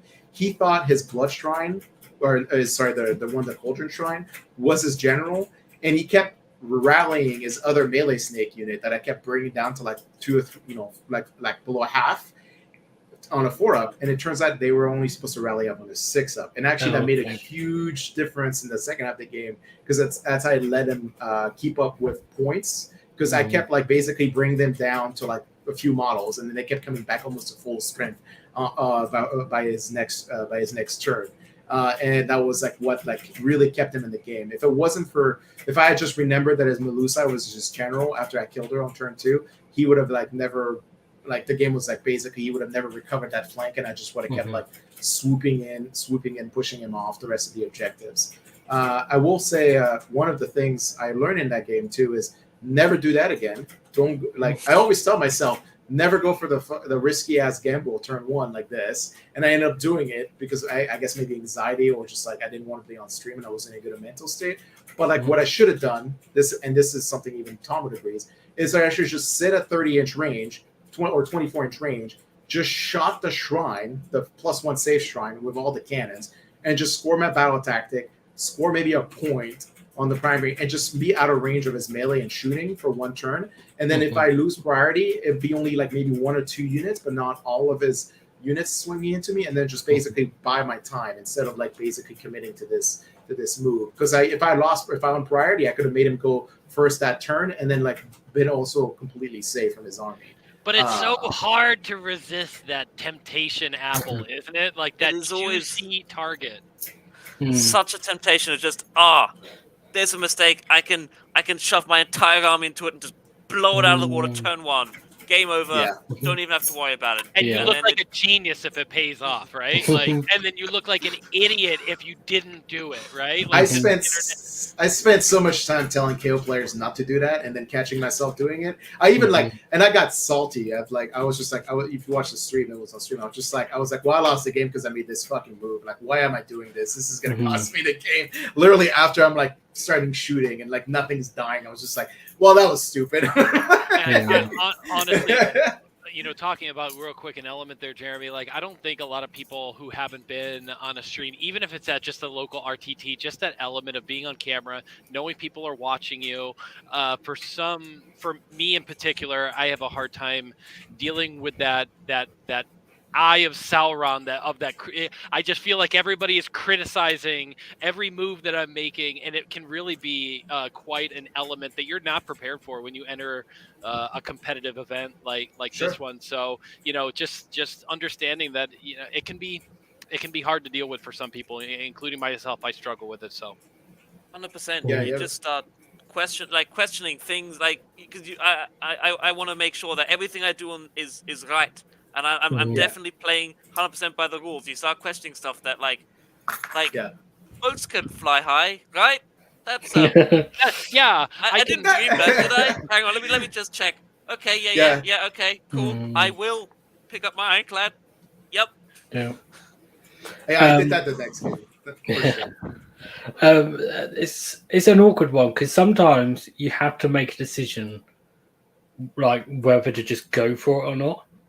Yeah. And I think oftentimes the correct decision is probably not to. Yeah. But equally, there is the opposite, like, because you can go for it, which is like one end of the spectrum, if my hand will be visible on the screen. And there's the correct thing to do is sort of maybe be at like 30-inch range. But the other thing you can do is you can just kind of sort of sit there and do nothing, which is, I've done that before. And I was just like, gave away turn 1. They kind of pushed forwards, but in a very defensive manner. And I was like, okay, I've got the turn. I can either literally just pick 3 units and run them, like back in, before the GHB. Pick 3 units and run them, and kind of do anything because I'm safe here. I've deployed very well. Or I can go balls deep, for want of a better expression, and it will probably be a mistake. And then I just sat there. I'd just done the little running thing, thinking, oh, this is very clever. And the roll-off come along. He won the roll-off and then gave me the turn. And then I was like, yeah. Whereas if maybe I shouldn't have done that. Really, the best thing to do is just sort of do something in between. To Jeremy's point, you have to remember that there are 5 turns in this game, not 2 or 3. But also, you want to strike if the iron is hot, right? So that it can be quite nerve-wracking. And then add into that people are watching you and judging your every single movement. It can be nerve-wracking. So it can be difficult. But I just wanted to point that out for, not everybody can recognize that, oh, they're just on stream, this is entertainment. But for the people playing on stream, judging on their personalities and their lived experience, it can be quite So it can be pretty nerve-wracking. That's all I wanted to say. Well, the other thing about playing on stream is often with the way streams are set up is people can't actually hear you. I don't know how that was for the game, but often they can't. They hear the commentators talking and stuff, and there's just all they see is your arms moving around. Yeah, and it's very easy. That one was no commentator, just straight like table talk. Yeah. Oh, okay. But yeah, I mean, it's hard. It's easy for them to judge, but they, you don't have necessarily sometimes always a voice in it to talk through what you're thinking or whatever as well. I do want to, and this is an homage to our good mutual friend of me and Matt, Benjamin Schmoller. There's an apt poker strategy for KO about should I go first or not, and try to shoot my load basically. And in poker, it's if you're playing against a better poker player, you always go all in. Does not matter. Because they don't want to. If you go all in and it gets paid off, they have no strategy that can win. Like it doesn't matter because you're just luck based at this point. So that's why that's basically why I tell the KO players who ask me about how to play. Well, if you're playing against a better player and you don't know what the hell you're gonna. You don't see a path to victory. Just go all in and see if it pays off. Because like that's not what I would do. But like if you can't see a path to victory, then that's the only option left. So yeah, I mean you've got to do something. Yeah. And you can. There's only so long you can sort of think about it before doing it, and then you've got to make that decision at some point. And hopefully you make the right one. Well, I won the game, but I guess I don't feel like I should. I played that game well. I even said at the end of the stream, I'm like, I don't think I played that game well. Yeah. So. Well, I meant that more as a general thing. Like once you make a decision, so hopefully it turns out to be the right one. You mean the dice, can always have a factor as well. So you can go and do it against the same army on the same battle plan, the terrain set up in the same way, and do the exact same thing multiple times. But sometimes it will pay off, and sometimes it won't, purely because of the dice. So cool. Should we move on? Is there any questions about this? No. I mean, no. Cool. So last game then was against Nighthaunt, who are flavor of the month at the moment. Jeremy, have you ever played against Alex before in a round 5 of a GT? I think this is a precedent. I think Alex only has one victory against me in a round 5 of a GT out of like the 11 games we played for finals at GTs. For context, people who are not intimately aware of the inner workings of our gaming group in one particular part of the country, Alex Gonzalez is a member of the Corsairs, and him and Jeremy play each other regularly. Yeah, we both live in the same city. So. Okay. So have you played against his list before then? Yeah.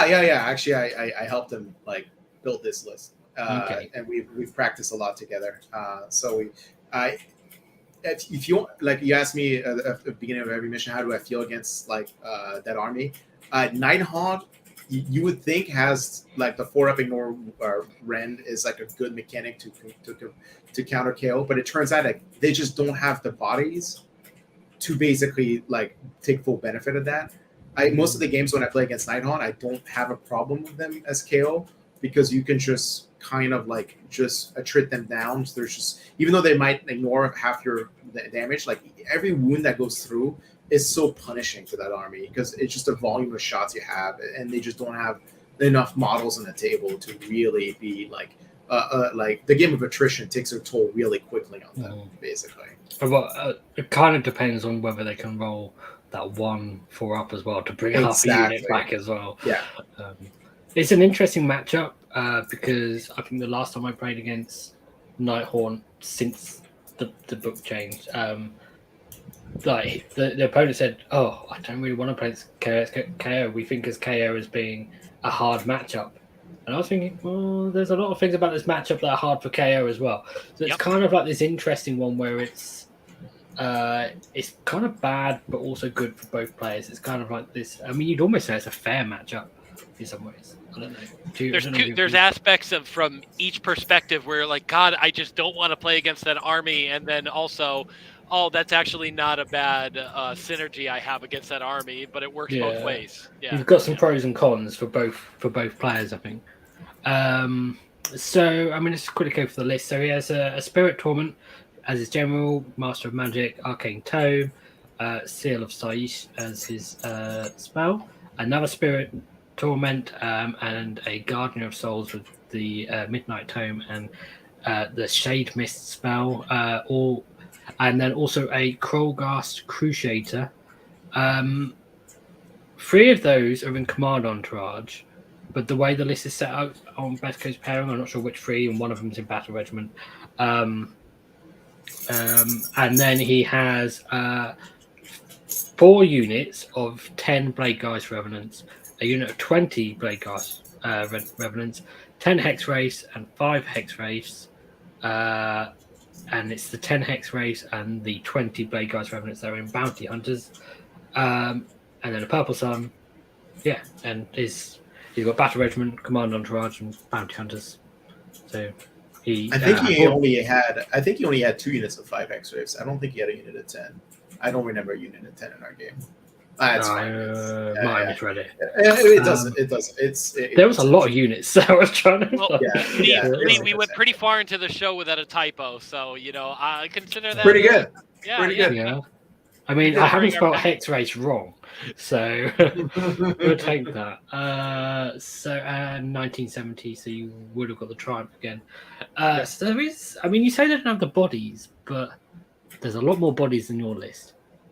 Yeah. So the big problem with like I said, Nighthaunt, it's a multi-objective mission, so he can't fully go like YOLOing all the time because so it would like close to your chest, and for the most part, it's an army that like the way the deployments works, like the KO gets to pick the engagement, not the Nighthaunt player most of the time, and like if you just collapse a flank, like the way Alex approached the game was correct. He basically put his 20 block in the Crusader in reserve, try to see like what would happen, like make the charge off the drop to try to kill a boat, take a point, and apply the pressure and get to dictate the flank that we're going to be fighting maybe for the rest of the game.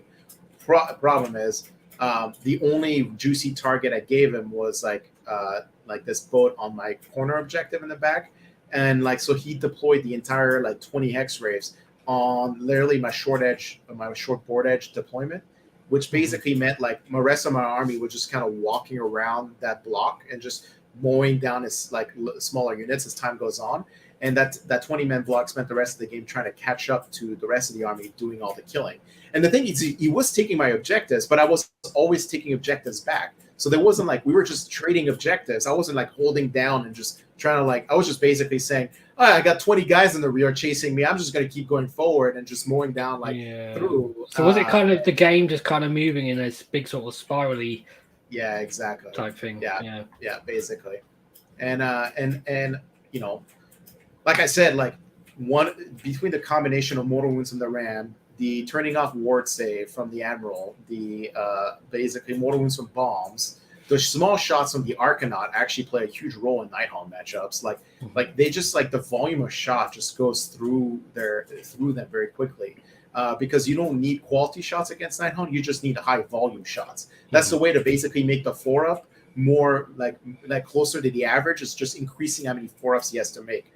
Not like that's why like armies that struggle against Nighthaunt are usually the ones with high quality shots and low volume. And that's like if you roll slightly above average on a 4-up, you're like, I guess I'm just not doing anything. But KO isn't an army that really suffers from lack of volume. You have literally nothing but volume, and that's kind of like the reason why I think like I know like the Europeans are terrified of Rania, but like not everybody rolls like Rania. Like not all Nighthaunt players make like 60 to 65% 4-ups. I love Rania, but I've seen her games on stream and I'm just like, holy shit, that's a lot of 4-ups. Not everybody makes those all the time. Just roll better. You can be on Team America. No, and we played this game multiple times in 3.0, in 2.0, when he played Nighthaunt in 2.0, and I don't think he's ever beaten KO Nighthaunt, ever. I don't think it's ever happened for him. And that's the consensus, is the moral of the story for us, is that like they just don't have the bodies to weather the continual turns of shooting KO brains. Because especially now that the Admiral turns off their ward save, like that 20 block is such a liability. Like when the Admiral and the Ironclad comes nearby. Yes. So I think someone from the chat has someone that can roll a lot of 4-ups that they play against. oh well, that's yeah. I mean that's that. But the thing is, like, if you could just like keep choosing the engagements, you have more turns. You have like more turns to do it. Just don't get caught, eventually by the big blocks of scary things. And like if it was more of a mission that was like objectives down the center only, I think it's more advantageous to the Nighthaunt player, just mostly because he doesn't have to spread his forces too thinly to block the boats from basically taking points. And that's like that would have been a much better matchup for Alex in that regard.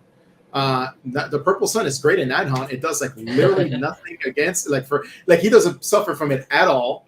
And so like once again like that Purple Sun did fucking nothing except killing one Harpy in Tom's game and blocking Kragnos, I guess. Maybe if it took out a hero or something, but if it takes like a normal ghosty boy away, it's like, well, yeah, I'll just bring him back next turn. No problem. It is. It's fun. And it was. I did have one Nighthaunt player asked me, like, was convinced that the Purple Sun actually reduced his save, and I was just like, no, dude, it literally doesn't. And I was like, if you've been playing that wrong this entire weekend, oh my god. So, I love 4-up saves because half the people say, well, 4-up saves, they might as well be a 6-up save, and then some people consider it might as well be a 2-up save because it's just it's so funny. It's either one extreme or the other, right? But it's right down the middle. But also, like, I want to point out, like, this matchup alone is why I love drill cannons, because drill cannons against Nighthaunt heroes are fucking phenomenal. Oh yeah, because you're just like, I get, well, especially in the reroll ones, like, you know, mechanic against them because they all fly. You're like, cool, here's a somewhat flat 3 mortal wounds that just rolled in, like, enjoy, and then all of a sudden it's like, oh, they're only 5 inches away. Yeah, they're only 5 wound heroes. Great. Like, I guess I'll just throw some like sky hooks from Arcanos just to see if I get lucky. Like, if they're just they're like, drill cannons have like been my all stars in like matchups like this. So yeah, that was the game, and like you can watch it on stream. I think the channel's Warbird, but it basically like Alex is tabled at the top of 3. I don't think he has a single model left. And then the Ironclad did charge a lot that game. Did charge a lot. Well, yeah, we need to. You go around a big spiral just from objective to objective, so you need to get onto those objectives. So you have to charge to get onto.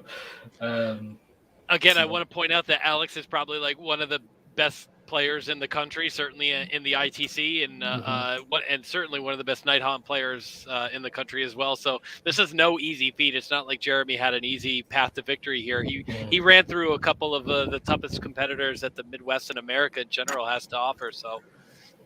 Yeah, I played number 1 ITC, number 3 ITC, and then Matt Beasley as well. Yeah. No, Beasley's like 5th or 7th or something, and then Robbie's like 15th or something. It was actually like for like a local player area. It was pretty stacked in terms of ITC. The level of competition that you had to get through was no easy path for sure. Okay. Cool. So yeah, I think we don't need to say anything more about that particular game, really. We covered some things about how you're going to potentially change your list in the future. Yeah, but you're also not going to take KO to your next tournament. Yeah, I don't want to fly off the boats. Like flying, I'm so tired of like fixing boats after every like flight over. So I'm going to bring them probably to either Nova, which is in Washington, DC, the other Washington. Jeremy, I've been trying to convince Lee to come over for Nova, and maybe you can help me with that endeavor. But continue. But yeah, I plan on like bringing KO as often as I just don't want to fly too often with them. Those boats are like. They're professionally painted. I don't want to keep like damaging them more. You're making me very, very nervous because Kyle Caleb is coming to Boise Cup and he's flying with my Ironclad. So you're not inspiring any confidence right now. Oh, I'm sorry, man. Like I've so many times have I broken those boats and they're like packed like super well. It just doesn't matter. Like things just breaks off. Like I'm watching you, Kyle. I'm pretty sure the guys who pack our bags in the airplanes are all like hate KO armies. They're just like, oh motherfucker, that guy. I got hit with a warp lightning vortex one time. This guy's going down. Yeah. I only ever take models on carry-on luggage. Like I've stopped putting them on the underneath the plane. Full stop. Yep. That's why if you can find one of the, I think the manufacturer is Sable, SABOL, Army Transport. It actually is the exact dimensions for an American TSA carry-on bag. So that's what I stocked up whenever I can find them on good deals. So I'm hoping that just saves my Ironclad when Kyle comes to Boise in a week. I did kind of want to repeat the thing I did last year that I didn't even know I was competing for. I won best KO at ITC last year, and I didn't even know I was competing for it. So I wasn't even at LVO to pick up the award, and apparently my team brought back the award for me. I was just like, I didn't even know I was competing for this. Casual KO winner. All right, that sounds good. But no, it will be fun for. I would like to win something with Dwarf factions. Like that's like. That's my go-to thing. I have a dispossessed army. I'm literally building up right now to try to win for next year. Okay. So you're sticking with KO, but just not for the ones where you had to fly, basically. That's right. Is, that's right. yeah. We just hammer things. Mm-hmm. We don't have axes. We just hammer them. Yeah. I'm trying to convince Lee to fly over for one of these big events, whether it's Nova, which is a little bit easier because it's closer to the UK, or even LVO because it's more time. But one of these days. I mean, I would say probably, I don't know when these tournaments are, but if it's this year, it's probably out of the question. But LVO is technically next year in January. I think Kron and you should come to LVO because it's somewhat affordable to fly to Vegas, and it's also a lot. I would say easier flight for Kron, but no. I've done my international trip this year. Maybe next year.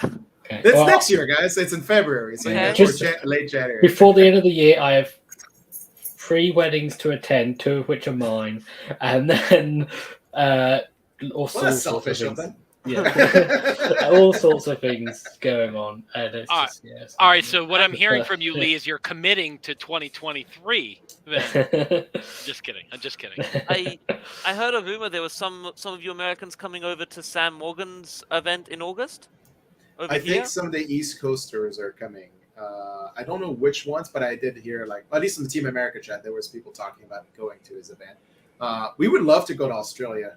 I would love to go to CanCon for sure. I mean, I think we'd all love to just travel all over the world all the time. We all can't be Tom Guan. Yeah. That's fair. I do know. I have a metric for AOS Worlds. If we ever get a Team China, then I know Warhammer has made it international. We just get a Team China.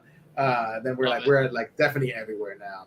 They have GTs, really big ones, but they're just, you never hear about them. So is there a Japanese team? Because I know there's a bit of a Japanese scene. Yeah, there is, but there isn't a team yet. We had a Japanese guy in Team Australia this year. But there wasn't enough interest for him to drum together a full 8-man team in Japan. Yeah, yeah. It would be super sweet to get more Asian teams, out there. So the global scene is growing. So eventually, in time, I'm sure we'll get there. I just hate when I hear we might get a Team South Africa, and it's just another English team. For fuck's sake, we don't need a 6th one. Come on, guys. South Africa. Team Cyprus. Team Cyprus. Oh yeah, Team Cyprus, another English team. I mean, anything that gets that, because I don't have any chance of getting on Team England. So, Jeremy, is there a spot for Team America mascot? Because if so, I am just born for that. Yeah, role. it's called the assistant. It's the mascot role. That's basically what you are. Yeah, an entertainer role. Hype man, beer man, water boy, some combination. A whole team of those guys. Team America could do the same thing. Mm-hmm. Oh, it's expensive for us to fly to Europe, guys. One of these years, we're gonna make the Europeans come to the States or even Canada. I don't care. Come to our neck of the woods. We're gonna hold worlds here in Australia. Come on. My wife, who's in the chat, Good Vibes Mommy, she told me that if I don't take her, I have to. If the first time we go to Europe is related to Warhammer, then I am some serious trouble. So gotta take her to Paris before I can actually start flying to European events. There you go. I mean, Nottingham's basically Paris, isn't it? Crazy. Yeah. Okay. Well, I think we've probably digressed from the topic of the show now, so I think we will end the show here. And then probably just carry on chatting afterwards. But as is what normally happens. But yeah, Jeremy, thank you very much for coming on. Kron and Matt, thank you as always. Everyone in the chat and everyone that watched us live, and Good Vibes Mummy, thank you very much. And we'll see you again soon. Bye-bye. I'm waiting, but my hand is not appearing. Okay. Bye.